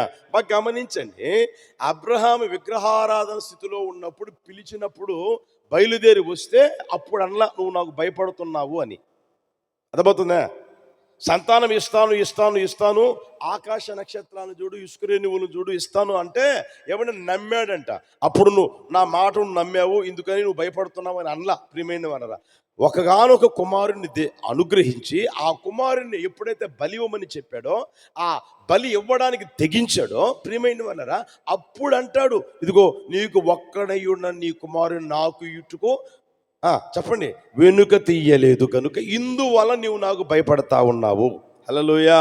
దేవునికి భయపడే ఆ భయము కలిగిన జీవితం ఏమిటి అని మనం గమనిస్తే ప్రియమైన వాళ్ళరా, ఏమంటే ఇలాంటి కోటాలకు వచ్చి పాలు పొందడం, దేవుని వాక్యం వినడం కాదు అవసరమైంది, ఆదివారాలు మందిరానికి పోవడం కాదు అవసరమైంది.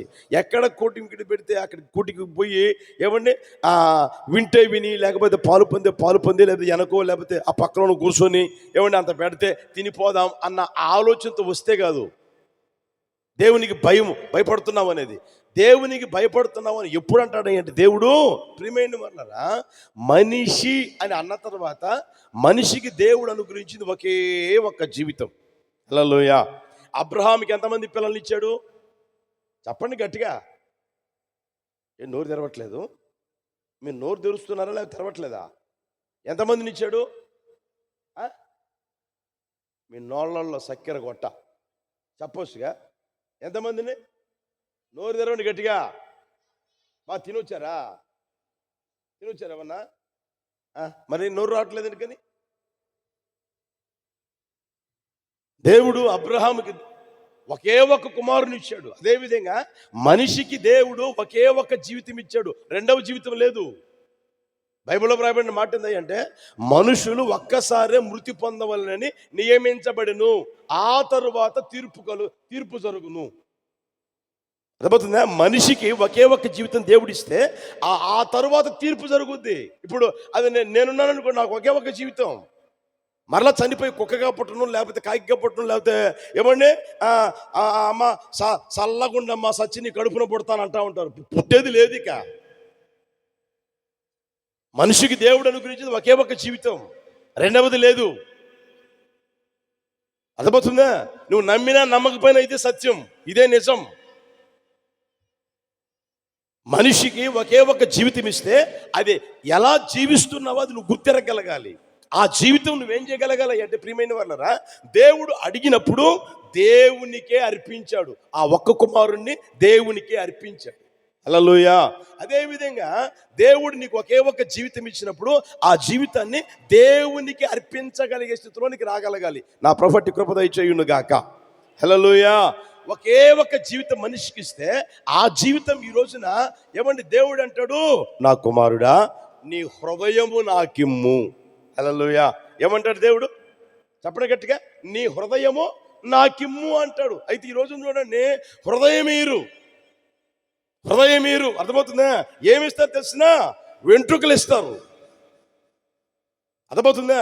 ఇప్పుడు మా గుణదల కొండ ఉందనుకోండి, ఆ గుణదల కొండ మీదకి పోయి వెంట్రుకలు ఇస్తారు. నాగార్జున సాగర్ కొండకు పోయి వెంట్రుకలు ఇస్తారు. అది వేలాంగి నగర్ ఒకటి ఉంది. వేలాంగి నగర్కి పోయి ఏది ఇక్కడి నుంచి ఛార్జీలు పెట్టి అక్కడికి పోయి ఏమండి వెంట్రుకలు ఇస్తాడు. ఆ మరియమ్మ ఏం చేసుకున్నది? ఆ బొచ్చుని, ఆ వెంట్రుకలు ఏం చేసుకుని మళ్ళీ శవరం పెట్టుకుంటుందా? మరియమ్మ ఏమో శవరం పెట్టుకుంటుందండి? లేదు కదా. అదే సమయంలో నా పొళ్ళు రాలగొట్టిస్తానయ్యా అని ఎవరైనా అంటారా?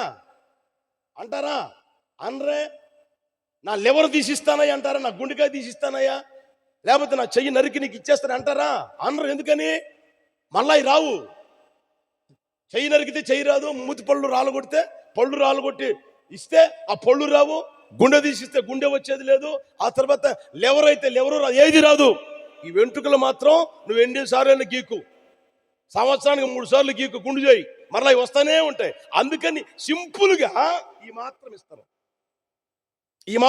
ఎక్కడికైనా పోయి ఈ మాత్రం ఇస్తారు. అవి ఏం చేసుకుంటారు? అయితే యేసు ప్రభు అంటాడు, ప్రియమైన వాళ్ళరా, నా కుమారుడా నీ హృదయము నాకిమ్ము. నీ హృదయము నీ హృదయం నాకు అవసరమైంది. ఒకే ఒక్క జీవితం నీకు ఇస్తే ఆ ఒకే ఒక్క జీవితం ఎవరికి ఇవ్వాలి అంటే యేసయ్యకి ఇచ్చుదువుగాక. హల్లెలూయా. యేసయ్యకి ఎప్పుడైతే నువ్వు ఆ జీవితం ఇస్తావో అప్పుడు దేవుడు అంటాడు, ఏమని తెలిసిన? ఇందువలన నీవు నాకు భయపడుతున్నావు. నీ హృదయం అమ్మాయికి ఇవ్వలేదు, నీ హృదయం తాతగారికి ఇవ్వలేదు, నీ హృదయం ఏమంటే నీ భార్యకి ఇవ్వలేదు, నీ హృదయం ఎవరెవరికో ఇవ్వలేదు, కానీ నీ హృదయం నాకు ఇచ్చావు కనుక ఇందువల్ల నీవు నాకు భయపడుతున్నావు. యేసయ్యకి మహిమ కలుగును గాక. భయము అంటే అది, ప్రియమైన వాళ్ళారా, దేవుడు నాకు ఒకే ఒక జీవితం ఇచ్చాడు కదా, ఈ జీవితాన్ని నేను దేవునికి అర్పించాలి, దేవునికి ఇవ్వాలి అనే ఆ జీవితం నువ్వు ఎప్పుడైతే గుర్తెరుగుతావో అప్పుడు ఏమండి దేవుడు అంటాడు, ఇందువల్ల నీవు నాకు భయపడుతున్నావు అని. కూడికొచ్చి కూర్చున్నావండి, వాక్యం విన్నావండి, నీవు నాకు భయపడుతున్నావని యేసు ప్రభు ఎప్పుడు అనడు. అర్థమవుతుందా? వస్తే వాళ్ళు వండి పెట్టిన కూడా తినిపోయినావు, అందుకని నువ్వు నాకు భయపడుతున్నావని యేసు ప్రభు ఎప్పుడు అనడు. ఎప్పుడైతే ప్రియమైన వాళ్ళరా నీ హృదయం యేసయ్యకి ఇస్తావో. హల్లెలూయా. ఓసారి ఏం జరిగిందంటే, ఒక అమ్మాయి చిన్నపిల్ల వాళ్ళ అమ్మ మార్కెట్కి పోతా మై ఇంటికాడే ఉండు, నేను మార్కెట్కి పోయి వస్తాను అంది. రూపాయి చేతిలో పెట్టింది. ఇది ఇంటి దగ్గర ఉండేదానికి. ఆమె కొంచెం దూరం పోయిన తర్వాత ఈ పిల్ల నక్కి చూసి పోయిందా పోలేదని ఆ దూరం పోయిన తర్వాత ఈ పిల్ల ఏం చేసిన వెనక పోయింది. మళ్ళీ అంత దూరం పోయిన తర్వాత ఆమె ఇటు వెనక్కి తీసి చూస్తే పక్కలో ఉంది, కుమార్తె పక్కలో ఉంది. మై ఇంటి దగ్గర కదా నేను ఉండమన్నది, మళ్ళీ ఎందుకు వచ్చావు అని అనిస్తే అని ఏడిసింది. ఏడిసిన తర్వాత ఇంకేడవుతురా అని చెప్పేసి చెయ్యి పట్టించుకున్నదండి. ఆ తర్వాత అలా పోయారు. ఇక వాళ్ళ అమ్మ ఆ మార్కెట్కి పోయి మొత్తం కొనుక్కున్నది, ఆమెకు అవసరమైన సరుకులన్నీ కొన్న తర్వాత బయలుదేరి వస్తూ ఉంటే ఈ పిల్ల తల్లి ఇచ్చిన ఆ రూపాయి చూపించి, మమ్మీ ఈ రూపాయి నేను కొనుక్కుంటా, ఈ రూపాయికి నేను కొనుక్కుంటా అంటే, కొనుక్కోరా అని చెప్పేసి ఒక కొట్లోకి తీసుకుపోయింది. ఏమండి ఆ కొట్లో ఆయన ఉన్నాడండి. ఆ పిల్ల ఇక్కడి నుంచి చూస్తూ ఉంది, చుట్టూరు చూస్తూ ఉంది. ఇది అంటది ఇది 5 రూపాయలమ్మా అన్నాడు. ఈ పిల్ల దగ్గర ఉండేది ఎంత చెప్పండి? ఒకే 1 రూపాయి. రూపాయికి ఏమేమి వస్తాయి చెప్పు అంటే, ఇదిగో ఇది వస్తుంది అని చెప్పాడు. ఆ తర్వాత చూసి ఆ పిల్ల ఇది అంటది. ఇది అనేసరికి ఆ మూత తీసి ఆ చాకెట్ తీసి ఇవ్వబోయేసరికి అదొద్దు ఇదిగో ఇది అంటది. మరలా అది మూత పెట్టి మరలా ఇది తీసి ఇవ్వబోయేసరికి ఇదొద్దు ఇది ఇవ్వమంటది. మరలా ఏమండి అది ఇవ్వబోయేసరికి మళ్ళీ ఇదొద్దు ఇది ఇవ్వమంటది. అర్థమవుతుందా? రిమైన్ వాళ్ళారా, వాళ్ళ అమ్మ చూసి ఏదో ఒకటి తీసుకో, రూపాయి నా దగ్గర ఉండదు, ఏదో ఒకటి తీసుకో అని అంటే, ఆ కొట్టాయన అంటాడు, ఏమ్మా అంత కోప్పడుతున్నావు, కూతురే కదమ్మా, ఆ పిల్లకి ఇష్టమైంది తీసుకొని అమ్మా. ఆ పిల్లకి చెప్పండి గట్టిగా, ఇష్టమైంది తీసుకొనియండి అమ్మా.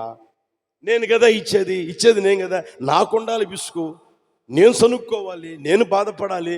నీకెందుకమ్మా బాధ, నీకెందుకమ్మా వేదన, నువ్వెందుకు మాట్లాడతావమ్మా అని మాట్లాడతావు. అంటే చూడండి, ఆ పిల్ల దగ్గర ఉన్న ఒకే ఒక్క రూపాయితో ఆ పిల్ల ఏది తీసుకోవాలి ఆశపడుతుంది, ఏదో ఒకటి తీసుకోవాలనిపిస్తుందా చెప్పమండి. ఆ ఉన్న రూపాయితో ప్రియమైనవి అన్నారా, శ్రేష్టమైంది, మంచిది, తాను నచ్చింది, మెచ్చింది తీసుకోవాలి అని ఆశపడతా ఉంది ప్రియమైనవి అన్నారా. ఈ రోజున చూడండి, దేవుడు ఒకే ఒక్క జీవితం అనుగ్రహిస్తే ఆ జీవితం శ్రేష్టమైనదిగా జీవిస్తున్నావా? నీ జీవితాన్ని గురించి నువ్వు చెప్పగలవా? నేను శ్రేష్టమైన జీవితం జీవిస్తున్నాను, మంచి జీవితం జీవిస్తున్నాను, దుర్మార్గమైన జీవితం నేను జీవించడం లేదు, లంచాల బ్రతకడం లేదు, నేమండి నేరారోపణ లేని జీవితం నేను జీవిస్తున్నాను, నేరారోపణ కలిగిన హృదయం నాకు లేదు అని చెప్పగలవా? అబద్ధాలనే బ్రతుకు నా జీవితంలో లేదు, నిజం మాట్లాడుతున్నాను, యథార్థంగా బ్రతుకుతున్నాను, నమ్మకంగా బ్రతుకుతున్నాను, నీతిగా బ్రతుకుతున్నాను, నేను సంపాదించేది నీతి కలిగింది, నేను కూడబెట్టింది నీతి కలిగింది, నా ఇల్లు నీతి కలిగింది, నేను ఏది సంపాదించినా నీతి కలిగింది, న్యాయం కలిగింది, ప్రతిదీ అన్యాయమైనదే కాదు, శ్రేష్టమైనదే నా జీవితం నేను జీవిస్తున్నాను, శ్రేష్టమైన నా జీవితం చేస్తున్నాను అన్న ఆ జీవితం నీకేమైనా ఉందా? ఈరోజు గుండె మీద చేయబెట్టుకుంటే నీ బ్రతుకు ఒకసారి ఆలోచన చేయి, ఎలా బ్రతుకుతున్నావో. అప్పుడప్పుడు కొంతమంది అంటూ ఉంటారు, రే నీ బతుకు కంటే కుక్క కూడా బాగా బతుకుద్దిరా, నీకంటే బాగా బతుకుతుందిరా. అది అంటే అర్థం ఏంటి చెప్పరామండి? అంటే కుక్క కంటే నీచమైన జీవితం జీవిస్తూ ఉన్నాడు ఈ వ్యక్తి. ఒక్క మాటలో మీకు అర్థమైందని చెప్తాను చూడండి. ప్రభుత్వాలు చూడండి, కావాలంటే పొగ త్రాగుట చెప్పండి ఆరోగ్యానికి హానికరం ఏది దాని మీద ఉంటుంది. దేని మీద? నోరు తెరవండి.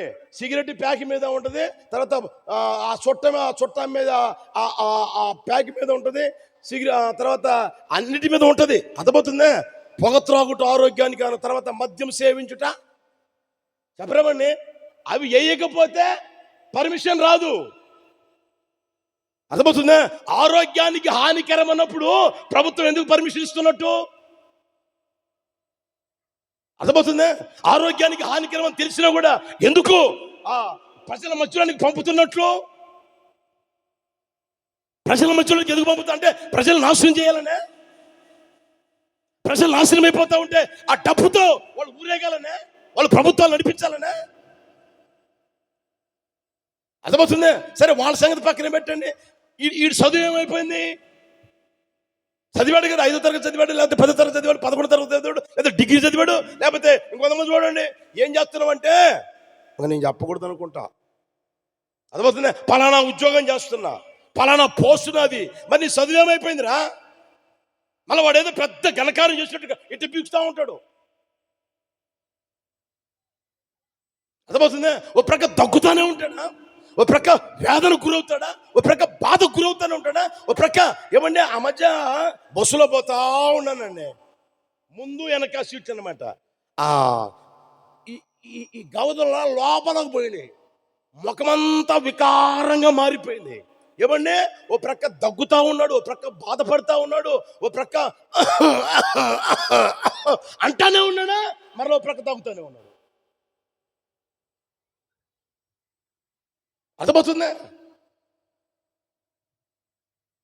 ఒకసారి గమనించి సహోదరుడా, సహోదరి, దేవుడు నీకు ఇచ్చిన జీవితం ఒకటే. ఆ ఒకే ఒక జీవితం ఎలా జీవిస్తున్నావు? దేవుని భయం నీ జీవితంలో కనిపిస్తుందా? నీ తెలివితేటలు ఏమైపోయాయి? నువ్వు సంపాదించిన ఉద్యోగం ఏంటి? చదివి మరి ఇది చదవలేకపోయావా? ఇది తెలుసుకోలేకపోయావా? కడుపులో పుండ్లు పుడుతున్నాయి, నోటి క్యాన్సర్ వస్తుంది, జీవితాలు పాడైపోతున్నాయి, అల్పాంతరంగా జీవితం ముగించవలసిన ఆ స్థితి కలుగుతుంది, భార్య విధవరాలుగా మారుతుంది, పిల్లలు అనాథలుగా మారిపోతున్నారు అన్న ఆలోచన ఏమైనా వస్తుందా? ఏమైనా వస్తుందా? అంటే చూడండి ప్రియమైన వాళ్ళరా, ఆ కుక్క కంటే నీచమైన జీవితం జీవించడం అన్నమాట. పశువు కంటే నీచమైన జీవితం జీవించడం. ఎవరో మనిషి మరలా తెల్లటి బట్టలు వేస్తాడు, మరలా మల్లె పువ్వులాగా ఏమండి పోతా ఉంటాడు, మళ్ళీ దానికి ఒక సెంటు, ఆ శరీరానికి ఒక సెంటు, ఏది ఈడుకున్న కంపు బయటికి రాకుండా. అన్ని బాగానే ఉన్నాయి కాదనట్లే. నువ్వు మనిషి బ్రతుకుతూ ఉన్నావా? నేను మనిషిని అనుకుంటున్నావు, ఆ మనిషి జీవితం మానవత్వం కలిగిన జీవితం జీవిస్తున్నావా? ఆలోచించే సహోదరుడా, సహోదరి. అందుకనే చూడండి, భయము అంటే ఏంటంటే దేవుడు నీకు ఒకే ఒక జీవితం ఇచ్చింది. ఆ జీవితంలో నువ్వేం చేయాలి అంటే దేవునికి నచ్చిన జీవితం. హల్లెలూయా, హల్లెలూయా. నీ జీవితంలో నేరారోపణ మోపని జీవితం, నీ మనస్సాక్షి నీ గురించి ఏమంటే నువ్వు తప్పు చేస్తున్నావు అని చెప్పని జీవితం నీవు జీవించుదువుగాక. అలాంటి జీవితం నా ప్రభు అనుగ్రహించునుగాక. యేసు ప్రభు ఈ లోకానికి వచ్చింది కులాన్ని స్థాపించడానికి, మతాన్ని స్థాపించడానికి కాదు. యేసు ప్రభు ఈ లోకానికి వచ్చింది మనిషిని మనిషిగా బ్రతకమని చెప్పేదానికి వచ్చాడు.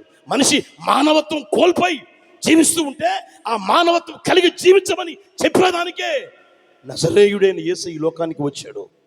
ఆయన నిందలు పారాడు, పిడుగుతులు తిన్నాడు, హింసించబడ్డాడు, నెలకొట్టబడ్డాడు, ఎగతాళి చేయబడ్డాడు, 3 మ్రేకుల మధ్య వేలాడుతూ ఆఖరి రక్తపుట్టును ధార పోసాడు. ఆ కార్చిన ఆ రక్తంలో ఉన్న ఏమంటే ఆ విడుదల, ఆ రక్షణ ఈ రోజున ఆయన దగ్గరికి వస్తున్న ప్రతి మానవాళికి అనుగ్రహిస్తానే ఉన్నాడు. హల్లెలూయా. ఆయనకు కులపిచ్చలేదు, మతపిచ్చలేదు, లేకపోతే ఇంకొకటి లేదు. ప్రియమైన వాళ్ళరా, నా యొద్దకు వచ్చిన వాడు ఏమాత్రం త్రోసివేయనని ఆయన దగ్గరికి వచ్చిన వారికి రక్షణ కలుగు చేస్తానే ఉన్నాడు. యేసయ్యకి మహిమ కలుగునుగాక. హల్లెలూయా. ఒకే ఒక్క జీవితం నువ్వేం చేయాలి అంటే దేవునికి అర్పించగలిగిన స్థితిలోనికి రాగలగాలి. హల్లెలూయా. నీకు నచ్చినట్లుగా, లోకం మెచ్చినట్లుగా, నిన్ను నచ్చినవాడు మెచ్చినట్లుగా, నిన్ను మెచ్చినవాడు మెచ్చినట్లుగా బ్రతికే బ్రతుకు కాదు మనకు అవసరమైంది. నిన్ను సృష్టించిన సృష్టికర్త అయిన యేసయ్య ఉన్నాడు. హల్లెలూయా. ఆ యేసయ్య నచ్చే జీవితం నువ్వు జీవించగలగాలి. అప్పుడు అంటాడు, ఇందువలన నీవు నాకు భయపడుతూ ఉన్నావు. హల్లెలూయా. భయము అంటే అది నీ జీవితం దేవునికి అర్పించడం, మన జీవితం దేవునికి అర్పించడం. భక్తి అంటే ఏంటంటే కొంతమందిని చూడండి, మొన్న మందిరం ముందు ఆ సీసీ కెమెరాలు ఉంటే ఆ సీసీ కెమెరా నేను లోపల చూస్తూ ఉన్నా. మందిరం ముందు అలా పోతా చర్చి కనపడింది కాబట్టి, శివుడు కనపడింది కాబట్టి ఏమండి ఇట్లా అనుకుని పోతా ఉన్నాడు. మందిరం ముందు ఇట్లా అనుకుని అవడం దేనికి? ఆ జాతికి చెందినమే కదా చేయలేదా? ఇప్పుడు కూడా చేయట్లేదా?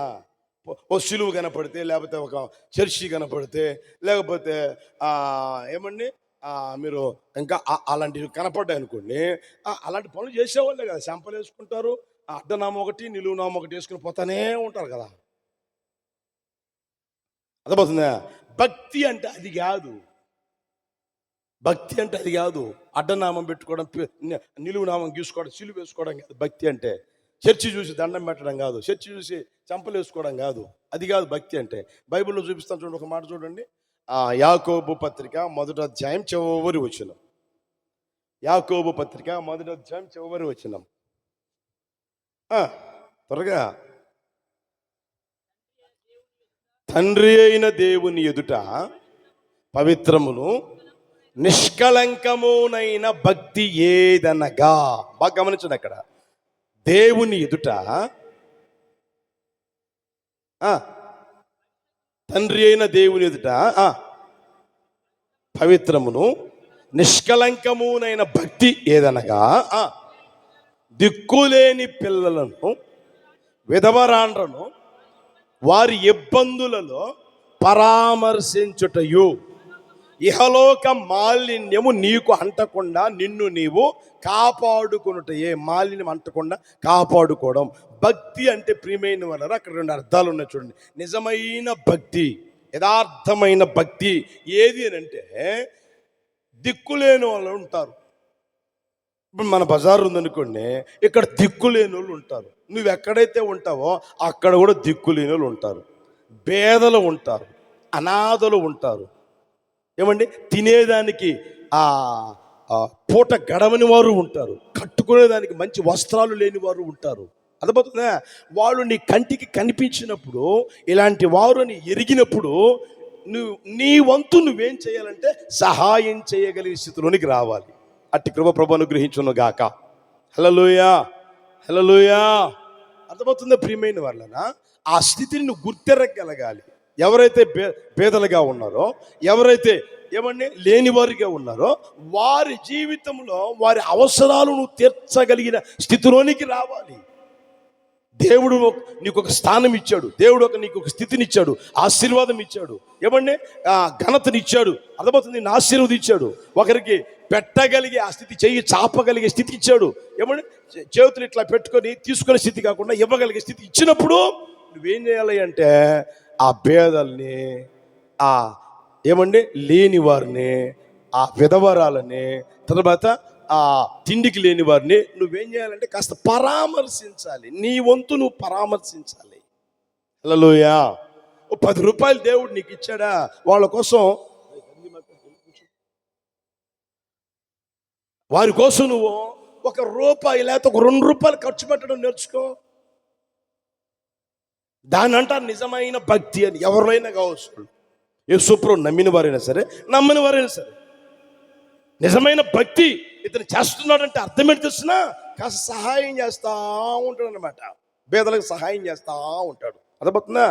ఆ తర్వాత అక్కడ మీరు గమనిస్తే, ఇహలోక మాలిన్యము నీకు అంటకుండా నిన్ను నీవు కాపాడుకొనుటయే భక్తి అనేది. ఏంటంటే ప్రియమైన వాళ్ళరా, ఇహలోకంలో మాలిన్యం ఉంది, ఈ లోకంలో మాలిన్యం ఉంది. బైబిల్లో ఉన్న మాట తెలిసిన, లోకములో ఉన్నదంతయు నేత్రాశ, శరీరాశ, జీవపు డంబం. నేత్రాశ, శరీరాశ, జీవపు డంబం, ఇవి నీకు అంటకుండా నువ్వు కాపాడుకోగలగాలి. అర్థమవుతుంది? ఇప్పుడు మీకు ఇంకా అర్థమైందని చెప్తున్నా. ఇది ఏ కాలం? పోయే కాలమా? ఏ కాలం? గట్టి చెప్పండి. వర్షాకాలం. అవునా కదా? వర్షాకాలం. వర్షాకాలంలో వేసవి కాలంలో నడుస్తూ పోయినట్టు పోతావా? ఇప్పుడు పోతావా? పోతే ఏమవుతుంది? వర్షం పడిందండి, వేసవి కాలంలో బయలుదేరిపోయినట్టుగా పోయావనుకో, తిప్పుకుంటూ అలా పోయావనుకో, ఊపుకుంటా పోయావనుకో, తొందరగా పోయావనుకో, ఏమవుతుంది? ఆ చెప్పులు ఉంటాయే, ఆ చెప్పులకి మట్టి అంటుకొని లేదా బురద అంటుకొని ఎక్కడ పడుతుంది చెప్పండి? వెనకాలంతా పడి ఈ మాడు మీద కూడా పడుతుంది, కిందది ఇక్కడ పడుతుంది. అవునా కదా? అందుకని ఏం చేస్తావు? అడుగులో అడుగు తీసిపోతా పెడతా పోతా నిదానంగా జాగ్రత్తగా పోతా ఉంటావు. ఎందుకు చెప్పండి? బురద పడుతుంది, మట్టి పడుతుంది అని. మట్టి పడితే ఏమైంది? మైసూర్ శాండల్ సోప్ ఉంది కదా, ఉందా లేదా? చెప్పరామండి, ఉందా లేదా? ఆ తర్వాత టైడ్ సోప్ ఉందా లేదా? ఆ తర్వాత ఇంకేంటిరా మీరు ఏంటి? అదిగో ఆ పిల్ల చెప్తుంది చూడండి, రకరకాల సోపులు వచ్చినాయి. అర్థమవుతుందా? ఇంకా తెల్లవాటి మీద మరకలు పడితే అదేది ఆలా అంట. అర్థమైంది? అవి వేసి రుద్దే కూడా వచ్చినాయి. ఎంత మట్టి పడినా తెల్లగా చేయొచ్చు. అర్థమవుతుందా? ఈ బట్టలు మాసిపోతాయని, బట్టల మీద మట్టి పడతాయన్న ఆ జాగ్రత్త నీకుంది. కానీ నీ జీవితం పాడైపోతుంది, నీ హృదయం పాడైపోతుంది. హృదయం మోసకరమైనది, అందులో ఘోరమైన వ్యాధి కలిగింది కనుక అది నా జీవితాన్ని పాడు చేస్తుంది, నాకు ఉన్న మంచి పేరు చెడగొడుతుంది అన్న ఆలోచనతో లోక మాలిన్యం అంటకుండా నువ్వు కాపాడుకోగలుగుతున్నావా? నిన్ను నువ్వు కాపాడుకోగలుగుతున్నావా? బురద పడితే ఈరోజు అన్ని వచ్చినాయి, సోపులన్నీ వచ్చినాయి. అర్థమవుతుందా? నీ వ్యక్తిగత జీవితంలో నీకేదైనా మాలిన్యం అంటుతుంది అన్న ఆలోచన ఉండగలుగుతుందా? ఒకసారి గమనించండి ప్రియమైన వాళ్ళరా. కనుక ఈ లోక మాలిన్యం అంటకుండా నిన్ను నీవు కాపాడుకోవడమే అంటే నీ వ్యక్తిగత జీవితంలో పరిశుద్ధమైన జీవితం బ్రతకాలి, జీవించాలి అని తీర్మానం కలిగి నడిపించబడడమే. హల్లెలూయా. దేవుడు మంచి భార్యని ఇచ్చాడు, మంచి పిల్లల్ని ఇచ్చాడు, మంచి భర్తని ఇచ్చాడు. అర్థమవుతుందా? సాలదు అనుకుని ఈ రోజున చూసారా, ఈ రోజున నిన్న చూసారా, కన్న పిల్లవాన్ని కూడా ఆ బస్ స్టాండ్ లో వదిలేసి ప్రియుడితో వెళ్ళిపోయిందంట. ఇక ఆ మనిషి ఎలా పశువు ఆలోచింది. పిల్లవాడిని కని ఆ పిల్లవాడిని బస్ స్టాండ్లో పడవేసి ఆ పిల్లవాడు అమ్మా అమ్మా అమ్మా అమ్మా అని కేకలు వేస్తామని పట్టించుకోకుండా ప్రియుడితో వెళ్ళిపోయిందంట. ఒకసారి ఆలోచన ప్రియమైన వాళ్ళ లోకం ఎలా పోతుందో గమనించండి. లోకము తీరు ఎలా ఉందో గుర్తెరగండి. దేవుడిచ్చిన భర్త, దేవుడిచ్చిన భార్య, దేవుడిచ్చిన పిల్లలు అనే ఆ జ్ఞానం లేకుండా, ఇంకిత జ్ఞానం లేకుండా అర్థమవుతుందా? ఈ రోజున అక్రమ సంబంధాల్లో పడి జీవితాల్ని, కుటుంబాల్ని పాడు చేసుకునే ఆ పరిస్థితులు ఎందుకు కలుగుతున్నాయి ఆలోచన చేయండి. ఇలాగ ఉండేది ఎంతమంది?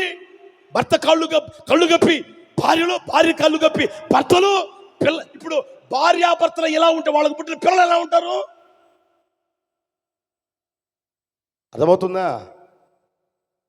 జీవితాలు ఈ రోజున ఎలా పాడు దెబ్బగా మార్చబడిపోతున్నాయో, జీవితాలు ఎలా సర్వనాశనం చేసుకుంటున్నారో, కుటుంబ వ్యవస్థని ఎలా దిగజారుస్తున్నారో, కుటుంబాన్ని ఎలా పాడు చేసుకుంటున్నారో ఒకసారి గమనించిన ప్రియమైన వాళ్ళారా.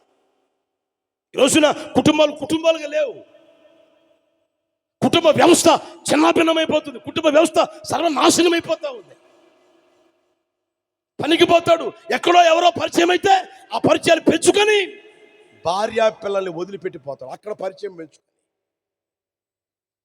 ఒకసారి గమనించండి ప్రియమైన వాళ్ళ. కనుక మీ వ్యక్తిగత జీవితంలో భక్తి అని అంటే ఏంటంటే ఇహలోక మాలిన్యం నీకు అంటకుండా నిన్ను నీవు కాపాడుకోవడమే. పరిశుద్ధంగా బ్రతకాలి. దేవుడిచ్చిన కుటుంబం, దేవుడిచ్చిన భార్య, దేవుడిచ్చిన భర్త అనే ఆ స్థితిని గుర్తెరిగి నీ వ్యక్తిగత జీవితాన్ని ఏమన్నా సర్వనాశనం చేసుకునే జీవితం నువ్వు జీవిస్తావు. అట్టి కృప ప్రభువు దయచేయును గాక. హల్లెలూయా, హల్లెలూయా. మీ జీవితాలు బాగుపడును గాక. మీ జీవితాలు దీవెనకరంగా ఉండును గాక. హల్లెలూయా. మీ మనసులు మార్చబడును గాక. మీ హృదయాలలో గొప్ప పరివర్తన కలగలిగేటట్లుగా నా యేసయ్య కృప చూపును గాక. హల్లెలూయా. పాపము అని అంటే ఒకటే కాదు పాపం. బైబిల్లో రాయబడిన మాట తెలిసిన సమస్త దుర్నీతి పాపం. సమస్త దుర్నీతి, నీతి కానిది పాపం, క్రమము కానిది పాపం. అర్థమవుతుందా? ఈ రోజున డబ్బు కోసం ఎంత నీచమైన పనులైనా చేస్తారు. ఎంత నీచమైన పనులైనా చేస్తారు. డబ్బు చాలు ఎంత నీచాతికి నీచమైన పనులైనా చేస్తారు. ఎంత కాడికే తెగిస్తారు.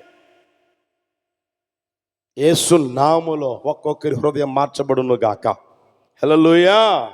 ఇలాగా ప్రియమైన వాళ్ళరా, భయము భక్తి కలిగి జీవిస్తూ ఉంటే భయభక్తులు గల వారి నిమిత్తం దేవుడు ఏం చేస్తాడు అంటే దాచి ఉంచిన మేలు అనుభవింపచేయును గాక. ఆయన దాచిపెట్టిన మేలు అనుభవించేటట్లుగా యేసయ్య కృప చూపును గాక. నిశ్చయముగా నా యేసయ్య ఒక్కొక్కరి జీవితంలో కార్యము చేయును గాక. హల్లెలూయా. అది ఒక భాగం మీకు గుర్తు చేస్తాను చూడండి. నోవాహు అనే వ్యక్తిని గురించి బైబిల్ చెప్తున్న మాట తెలిసిన ఆ నోవాహు దేవుని యందు భయభక్తులు గలవాడు అని రాయబడి ఉంది. నోవాహు ఎవరంట? దేవుని యందు భయభక్తులు కలిగిన వాడు అని రాయబడి ఉంది. ఆయన భయభక్తులు కలిగి నడిపించబడుతూ ఉన్నప్పుడు దేవుడు ఆయనతో మాట్లాడాడు. ఏమని తెలిసిన ఆ నోవాహు, నా దృష్టికి నీవు కృప పొందిన వాడువు. ఈ లోకమంతా నేను సంచారం చేశాను. అందరూ వ్యతిరేకమైన కార్యక్రమాల్లో తలమునకలై ఏమన్నా వర్షావాయులు తప్పి క్రమము తప్పి జీవిస్తూ ఉన్నారు. ఇదిగో నా దృష్టికి నీవు కృప పొందావు కనుక ఈ లోకమంతా నేను సర్వనాశనం చేయబోతా ఉన్నాను. మరి ఏం చేయమంటావయ్యా? నా మాట వింటావా? వింటానయ్యా. చెప్పండి అయ్యా. ఓడ కట్టుకో. ఓడ కట్టిన తర్వాత నీ మాట ఎవరైతే వింటారో వాళ్ళందరినీ ఓడను తీసుకొచ్చుకో. ఎప్పుడైతే తీసుకొని వస్తావో అప్పుడు నేను వర్షాన్ని కుమ్మరిస్తాను. ఆ తర్వాత ఆ నీళ్ల మీద ఓడలో ఉంటే అలా తేలియాడుతా పోతా ఉంటారు, లేకపోతే సర్వనాశనం అయిపోతారు అని దేవుడు చెప్తే సరేను అని అన్నాడండి. ఆ తర్వాత బైబిల్లో రాయబడిన మాట ప్రకారం 120 సంవత్సరాలు నోవాహు ఏమండి ఇలాగే రాత్రిపూట ప్రతి ప్రాంతానికి వెళ్ళి సువార్తను ప్రకటించాడో రాయబడి ఉంది. 120 సంవత్సరాలు, ఒకరోజు కాదు, 2 రోజులు కాదు, 120 సంవత్సరాలు సువార్తను ప్రకటిస్తే ఏమని? దేవుడు వర్షాన్ని కుమ్మరించబోతా ఉన్నాడు, ప్రచండమైన వర్షం కురవబోతా ఉంది, ఈ లోకం సర్వనాశనం కాబోతా ఉంది అని ఎంత చెప్పినా చెప్తూ ఉన్నా ఒక్కడు విన్నవాడు లేడు, ఒక్కడు ఆలకించిన వాడు లేడు, ఒక్కడు చెవియొగ్గిన వాడు లేడు, ఒక్కడు ఏమంటే మనసును మార్చుకున్న వాడు లేడు. అందరూ అంట ఆయన అపహసించారంట, ఎగతాళి చేశారంట. ఏమని తెలిసినా అప్పటికి భూమి మీద వర్షం పడలా. నోవాహు రోజుల వరకు భూమి మీద వర్షం పడలేదు. పడకుండా మంచు పడతా ఉంటే ఆ మంచు పంటలు పండుతూ ఉంటే ఆ మంచు పంటలు మాత్రమే తింటా ఉన్నారు ప్రియమైన వాళ్ళారా. వర్షం పడలేదు. ఆయనేమో ప్రచండమైన వర్షం పడుతుందంటే అసలు మేఘాలు ఎప్పుడైనా మనం చూసామంట్రా? ఆకాశం తప్ప ఆకాశం మేఘావృతం కావడం ఎప్పుడైనా చూసామంట్రా? ఏనండి ప్రచండమైన వర్షం పడుతుంది అంటాడు అని అందరూ ఎగతాళి చేశారు, ఎవరు నమ్మలేదు ప్రియమైన వాళ్ళు. అయితే ఈయన ఓడ కట్టేది అయిపోయింది, ఓడ కట్టాను ప్రభు అన్న తర్వాత ఇదిగో నీ మాట విన్న వారందరినీ నీవు, నీ పిల్లలు, నీ కూడా అందరు లోపలికి రండి, ఇంకెవరైతే నీ మాట వింటారో అందరు లోపలికి రండి అన్నారు ప్రియమైన వారా. మీరు గమనించండి, ఆ తర్వాత దేవుడు ప్రచండమైన వర్షాన్ని కురిపిస్తే ఒకే నీరు లోకమంతటిని నాశనం చేసింది. ఒకే నీరు ఓడలో ఉన్న వారిని కాపాడింది. నీరు మారలేదు, అది గుర్తుపెట్టుకోండి. ఒకే నీరు, అదే నీరు లోకమంతటిని నాశనం చేసింది, అదే నీరు ఓడలో ఉన్న వారిని కాపాడింది, అద్దరికి చేర్చింది ప్రియమైన వాళ్ళగా. అర్థమవుతుందా? కనుక నీ వ్యక్తిగత జీవితంలో నువ్వు గుర్తిరగవలసిన సత్యం ఏంటంటే దేవుడు చూడండి లోకమంతా నాశనం అయిపోయినా ఆయన దాచి వచ్చిన మేలు ఆ కుటుంబం ఎలా అనుభవించిందో చూడండి. కాపాడబడ్డం అనేది, ఆ కుటుంబం అంతా కాపాడబడింది, ఆ కుటుంబం అంతా రక్షణ కలిగింది. అందుకనే బైబిల్ రాయడం మాట తెలిసిన, నోవాహు దేవుని యందు భయభక్తులు గలవాడై దేవుని చేత హెచ్చరింపబడి తన ఇంటి వారి కొరకు ఒక ఓడను సిద్ధపరుచుకొనెను. ఆ సిద్ధపరిచిన ఆశీర్వాదం, సిద్ధపరిచిన ఆ మేలు ఏంటి తెలుసిన? అందరూ నశించిపోతున్నా, అందరు నాశనమైపోతున్నా ఆయన కుటుంబం కాపాడబడ్డం. హల్లెలూయా, హల్లెలూయా. ఈ మాటలు ఉంటున్న ప్రియమైన వాళ్ళ నీ వ్యక్తిగత జీవితంలో భయమో భక్తి కలిగి నడిపించబడే ఆ స్థితిలోనికి రాగలిగితే ఏమన్నా ఈ లోకములో నీకు ఏ ఆశీర్వాదం అయితే కావాలో ఆశీర్వాదాలన్నీ ఇస్తూనే ఉంటాడు. దానితో కలిపి బోనస్గా ఏంటి అంటే నిన్ను, నీ కుటుంబాన్ని కాపాడును గాక. హల్లెలూయా. రాబోయే ఉగ్రత ఉంది, బైబిల్లో ఉంది. రాబోయే ఉగ్రతను తప్పించుకుని నీకు బుద్ధి చెప్పిన వాడు ఎవడు అని. అర్థమవుతుందా? ఈ రోజున స్వార్థను ప్రకటిస్తూ ఉన్నారు, టీవీలో ప్రకటిస్తూ ఉన్నారు, యూట్యూబ్లో ప్రకటిస్తూ ఉన్నారు. ఏమంటే ఏ విధము చేతులైనా అందరూ రక్షించబడాలని, కాపాడబడాలని ఏమంటే ప్రతి సేవకుడు ప్రయాసపడతానే ఉన్నాడు. వినేవారు ఎంతమంది, మనసుని మార్చుకునేవారు ఎంతమంది, వాక్యాన్ని అంగీకరించేవారు ఎంతమంది, కాపాడబడుటకు సిద్ధముగా ఉన్నవారు ఎంతమంది గమనించిన ప్రియమైన వారులరా. ఒకే నీరు అందరినీ నాశనం చేస్తుంది, అదే నీరు యేసు ప్రభు అనే ఆ ఓడలోనికి ఎవరైతే వస్తారో వారందరూ కాపాడబడుదురు గాక. హల్లెలూయా, హల్లెలూయా. ఎవరైతే యేసు ప్రభుని విశ్వసిస్తారో, యేసు ప్రభుని ఎవరైతే నమ్ముతారో, దేవుడు లోకమును ఎంతో ప్రేమించాడు కాగా ఆయన అద్వితీయ కుమారుని ఎవరైతే విశ్వాసం ఉంచుతారో, నమ్ముతారో నశింపక నిత్య జీవం పొందినట్లు యేసు ప్రభుని లోకానికి అనుగ్రహించాడు ప్రియమైన వాళ్ళరా. కనుక ఆయన యందు విశ్వసిస్తే, ఆయన నమ్మితే నీ కుటుంబానికి రక్షణ కలుగును గాక, నీకు నీ కుటుంబానికి రక్షణ కలుగును గాక, ఈ ప్రాంతానికి రక్షణ కలుగును గాక, ఆయన ద్వారా కాపాడబడుదురు గాక.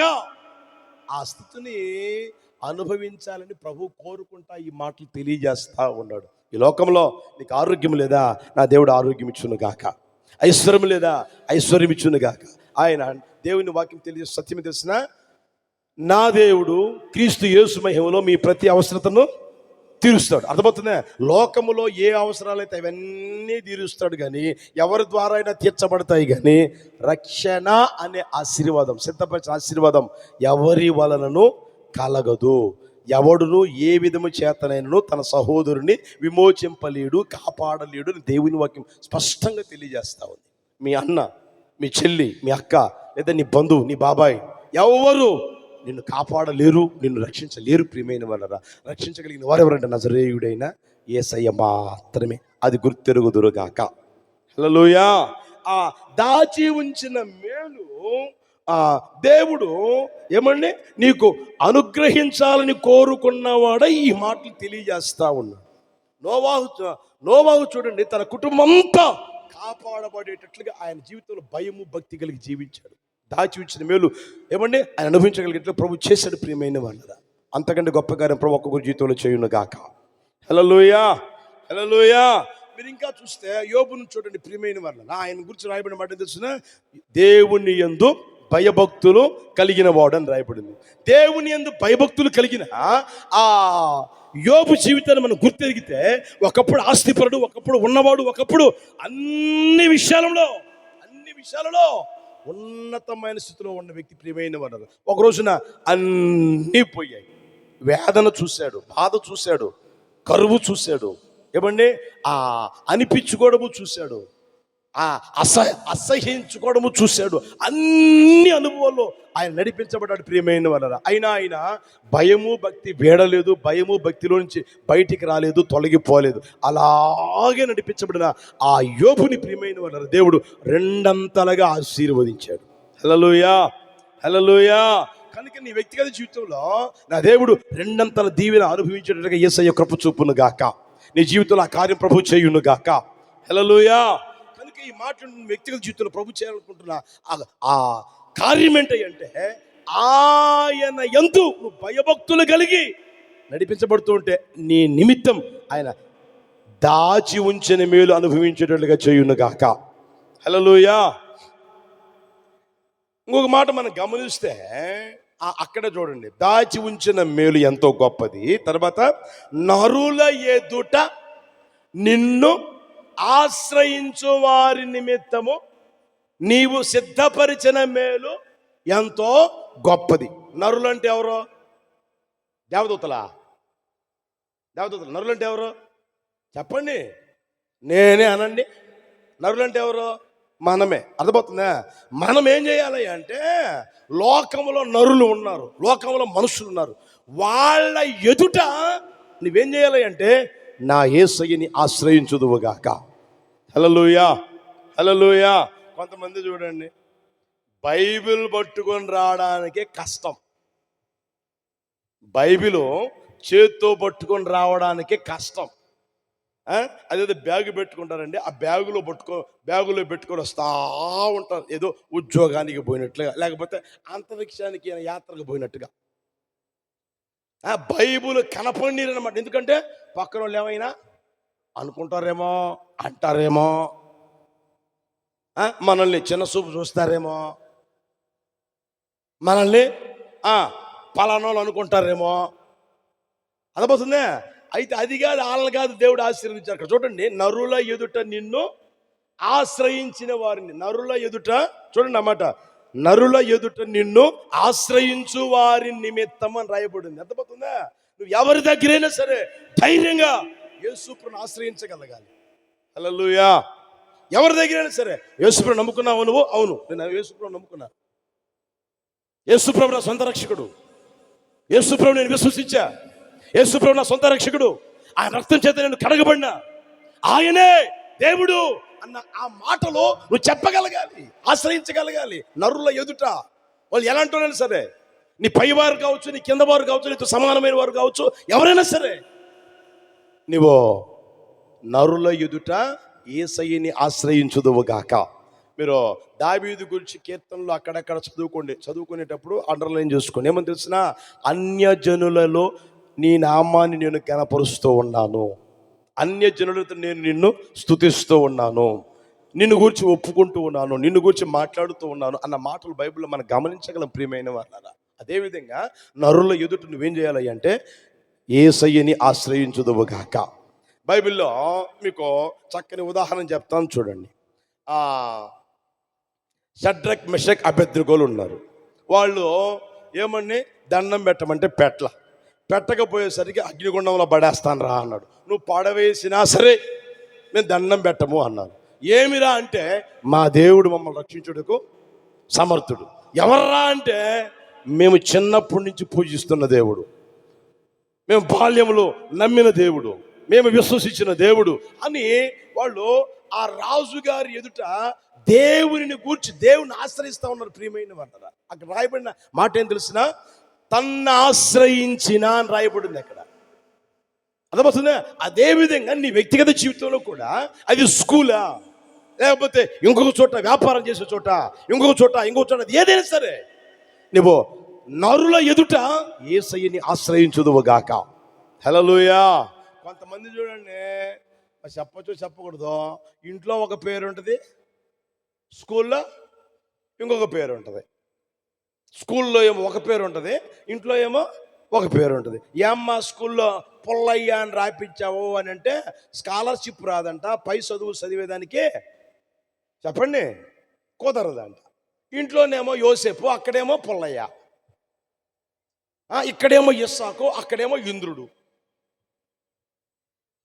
అర్థమవుతుందా? దీన్ని ఏమంటారు చెప్పండి ఇప్పుడు? కొంచెం గుర్తెరగండి మీ జీవితంలో. అయితే అది కాదు మనకు అవసరమైంది, నరుల ఎదుట నా యేసయ్యని ఆశ్రయించుదురుగాక. హల్లెలూయా, హల్లెలూయా. లోకం కోసం, లోకస్తుల కోసం నువ్వు బ్రతికే బ్రతుకు కాదు నీకు అవసరమైంది.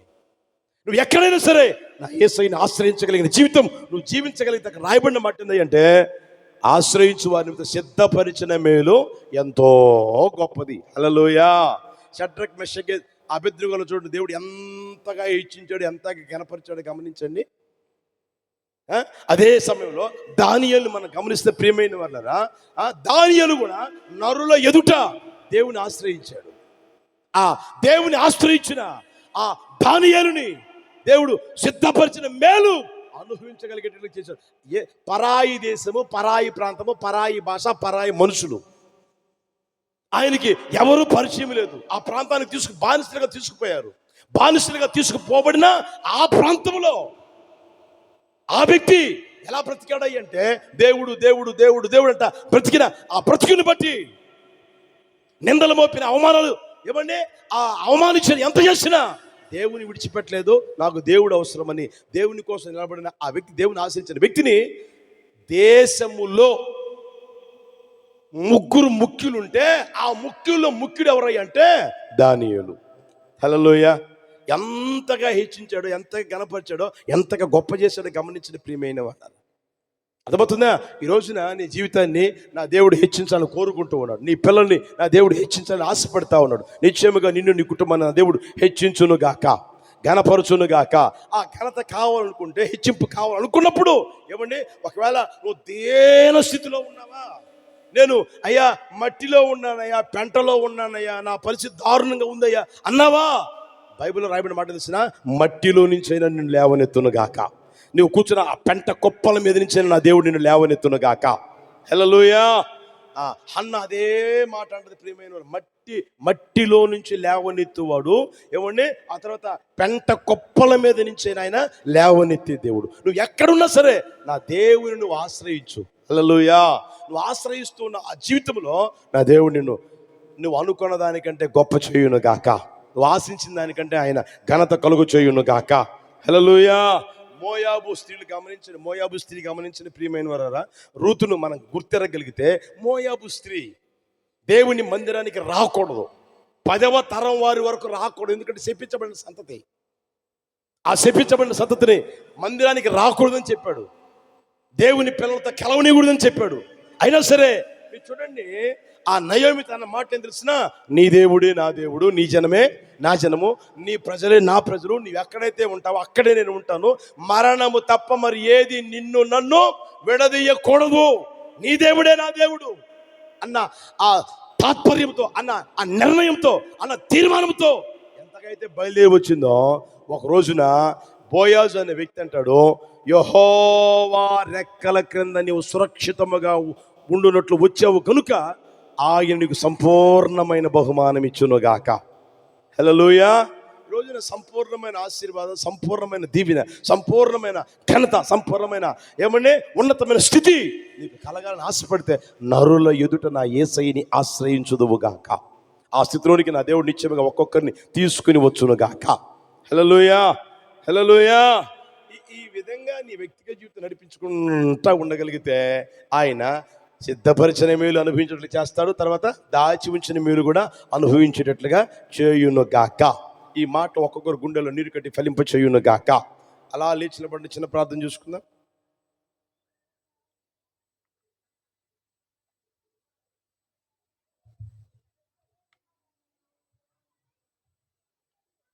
చిన్న ప్రార్థన చేసుకుందామా? ఒక్క క్షణం.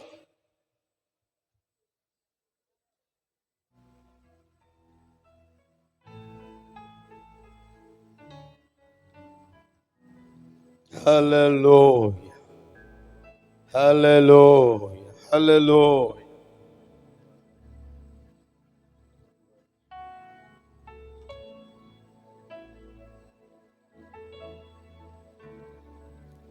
చేతులెత్తి చిన్న ప్రార్థన చేసుకుందామా? విన్న వాక్యాన్ని బట్టి చిన్న ప్రార్థన చేసుకో. ప్రభు నీతో మాట్లాడిన మాటలే ప్రార్థన చేసుకో. నిన్ను ప్రేమించిన వాడు నజరేయుడైన యేసయ్య నీ కొరకే ఈ రాత్రి ఈ కూడికని ఏర్పరిచి ఈ మాటలు నీకు తెలియజేశాడు. సమస్తాన్ని ఆయన అనుకూలపరిచాడు, స్వాధీనం ఉంచుకున్నాడు, నిన్ను తీసుకుని వచ్చాడు. ఈ మాటలు నీకు వినిపించాడు. సహోదరుడు, ఆ సహోదరి, ఎక్కడ ఉండి నా దేవుని మాటలు విన్నా నీ వ్యక్తిగత జీవితంలో ఆయన మేలు నీవు పొందగలిగేటట్లుగా ప్రభు కృప చూపునుగాక. యేసయ్య ద్వారా మేలు పొందుదురుగాక. ఆ దాచి ఉంచిన మేలు, సిద్ధపరిచిన మేలు నీవు నీ కుటుంబం అనుభవించగలిగేటట్లుగా ద్వారాలు తెరవబడును గాక. అందరం ప్రార్థన చేసుకుందామా? ఆరాధింతు నిన్నే లోకరక్షకుడా, ఆనందింతు నీలో జీవితాంతము, నీ కృపయంత ఉన్నతము వర్ణించలేను స్వామి, నీ కృపయందు తుది వరకు నడిపించు యేసయ్యా. నా తోడు నీవుంటే అంతే చాలయ్యా, నా ముందు నీవుంటే భయమే లేదయ్యా. నా తోడు నీవుంటే అంతే చాలయ్యా, నా ముందు నీవుంటే భయమే లేదయ్యా. ప్రేమా పూర్ణుడా, స్నేహశీలుడా, విశ్వనాథుడా, విజయ వీరుడా.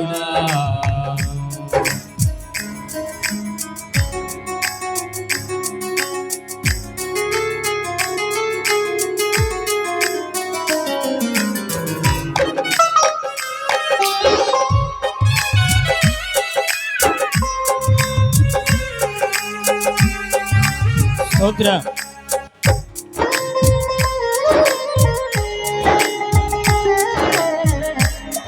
భయభక్తులు కలిగి ప్రభువును స్తుతించారు. లేఖనాలు స్పష్టంగా నీతోనే మాట్లాడుకుంటూ వచ్చాయి. ఆయన యందు భయభక్తులు కలిగిన వారి నిమిత్తం దాచించిన మేలు ఎంతో గొప్పది. ఆ గొప్ప మేలు, గొప్ప ఆశీర్వాదం దేవాది దేవుడి రాత్రి నీకు అనుగ్రహిస్తూ ఉన్నాడు. స్తుతించండి.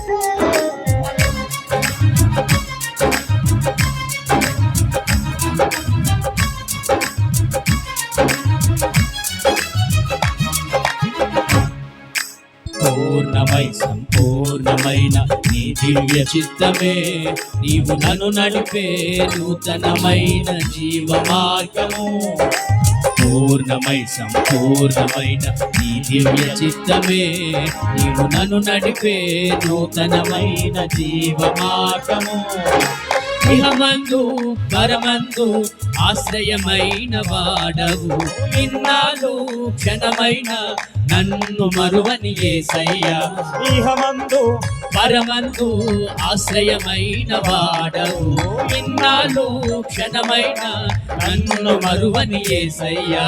నా తోడు నీవుంటే అంతే చాలయ్యా, నా ముందు నీవుంటే భయమే లేదయ్యా. నా తోడు నీవుంటే అంతే చాలయ్యా, నా ముందు నీవుంటే భయమే లేదయ్యా.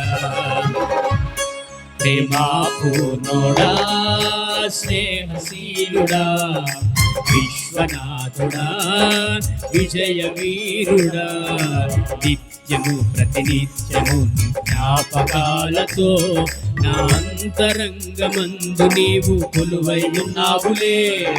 నిత్యము ప్రతినిత్యము నీ జ్ఞాపకాలతో నా అంతరంగమందు నీవు కొలువై ఉన్నావులే.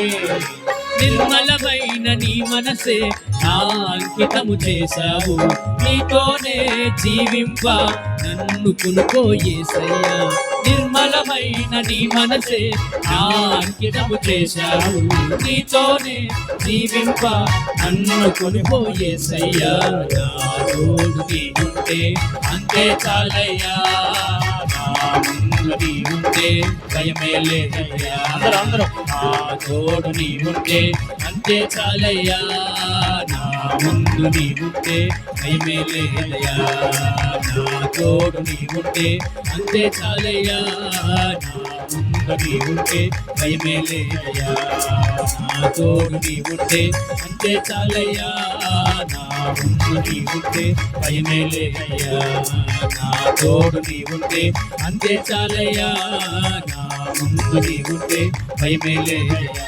నా తోడు నీ ఉంటే ఆమేన్. నా ముందు నీ ఉంటే భయమే లేదయ్యా, నా తోడు నీ ఉంటే అంతే చాలయ్యా, నా ముందు నీ ఉంటే భయమే లేదయ్యా, భయమే లేదయ్యా. ప్రేమా పూర్ణుడా స్నేహశీలుడా. అలాగే చిన్న తీర్మానం చేసుకో. పరిశుద్ధాత్ముడు వాక్యమైన దేవుడుగా దైవ సేవకులు నిలబెట్టుకొని ఈ రాత్రి కుడికలో ప్రత్యేకంగా నీతోనే మాట్లాడుకుంటూ వచ్చి ఉన్నాడు. ఆయన యందు నువ్వు భయభక్తులు కలిగి ఉన్నట్టయితే వాక్యం స్పష్టంగా తెలియజేస్తుంది, దాచించిన మేలు చేత నా దేవుడు నిన్ను తృప్తిపరచబోతున్నాడు. ఆయన యందు నువ్వు భయము భక్తి కలిగి ఉన్నట్టయితే, భయము భక్తి కలిగి జీవించగలిగినట్టయితే, భయము భక్తి కలిగి జీవిస్తానని తీర్మానం చేసుకోగలిగినట్టయితే దాచించిన మేలులు ఎన్నో నీ కొరకు దేవుడు సిద్ధపరిచున్నాడు. అలాగే ఆయన ఆశ్రయించిన వారి కొరకు సిద్ధపరిచిన మేలులు ఎన్నో దేవాతి దేవుడు నీ కొరకు సిద్ధపరిచి ఉన్నాడని లేఖనాల్లోంచి స్పష్టంగా ప్రభు మాట్లాడుకుంటూ వచ్చినారు. అవును, దేవుడు దాచించిన మేలు చేత తృప్తిపరిచే దేవుడు. అబ్రహామును దేవుడు దాచించిన మేలు చేత తృప్తిపరిచి ఉన్నాడు. దేవాతి దేవుడు ఆయన ఎందు భయభక్తులు కలిగి నువ్వు ఉండేటట్టయితే అబ్రహామును ఆశీర్వదించిన దేవుడు, అబ్రహాముని దాచించిన మేలు చేత తృప్తిపరిచిన దేవుడు ఈ రాత్రి నిన్ను కూడా దాచించిన మేలు చేత తృప్తిపరచబోతున్నాడు. దేవునికి మహిమ కలుగునుగాక. ప్రార్థన చేసుకోండి. ఆయన ఆశ్రయించిన వారిని దేవుడు ఏనాడు విడిచిపెట్టే దేవుడు కాదు.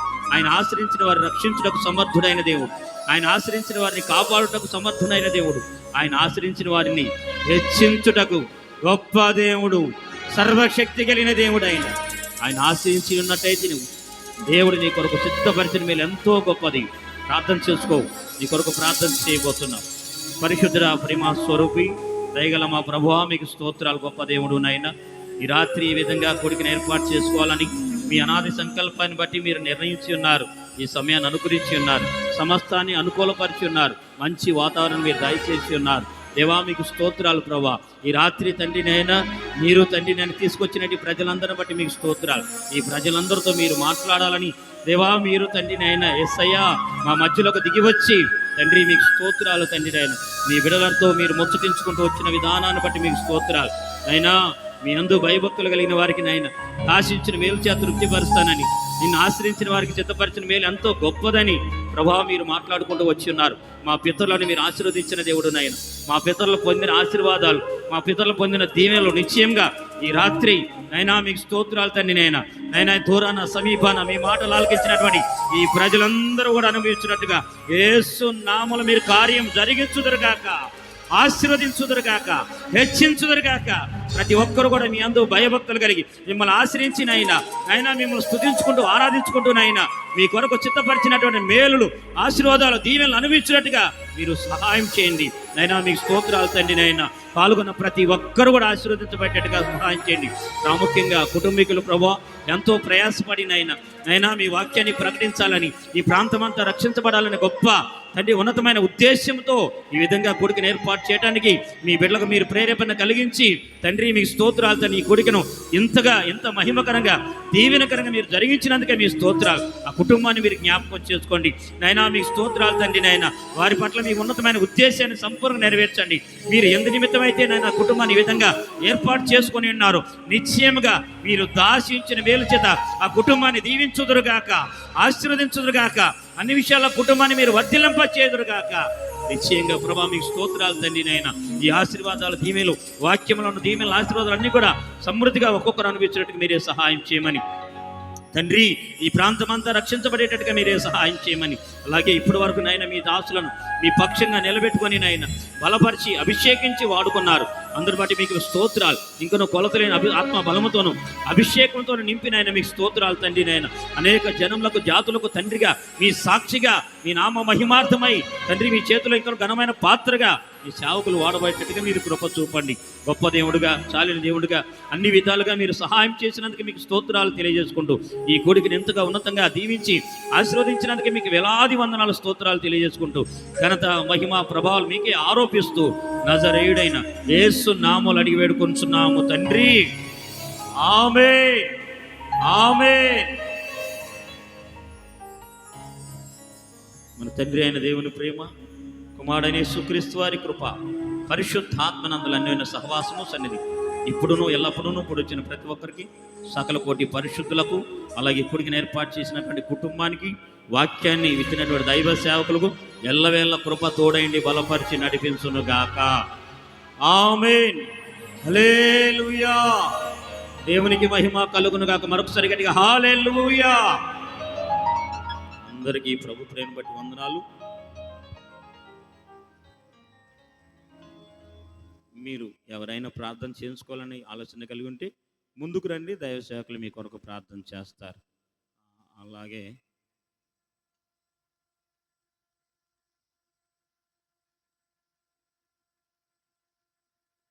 మీ అందరికీ కుటుంబీకులు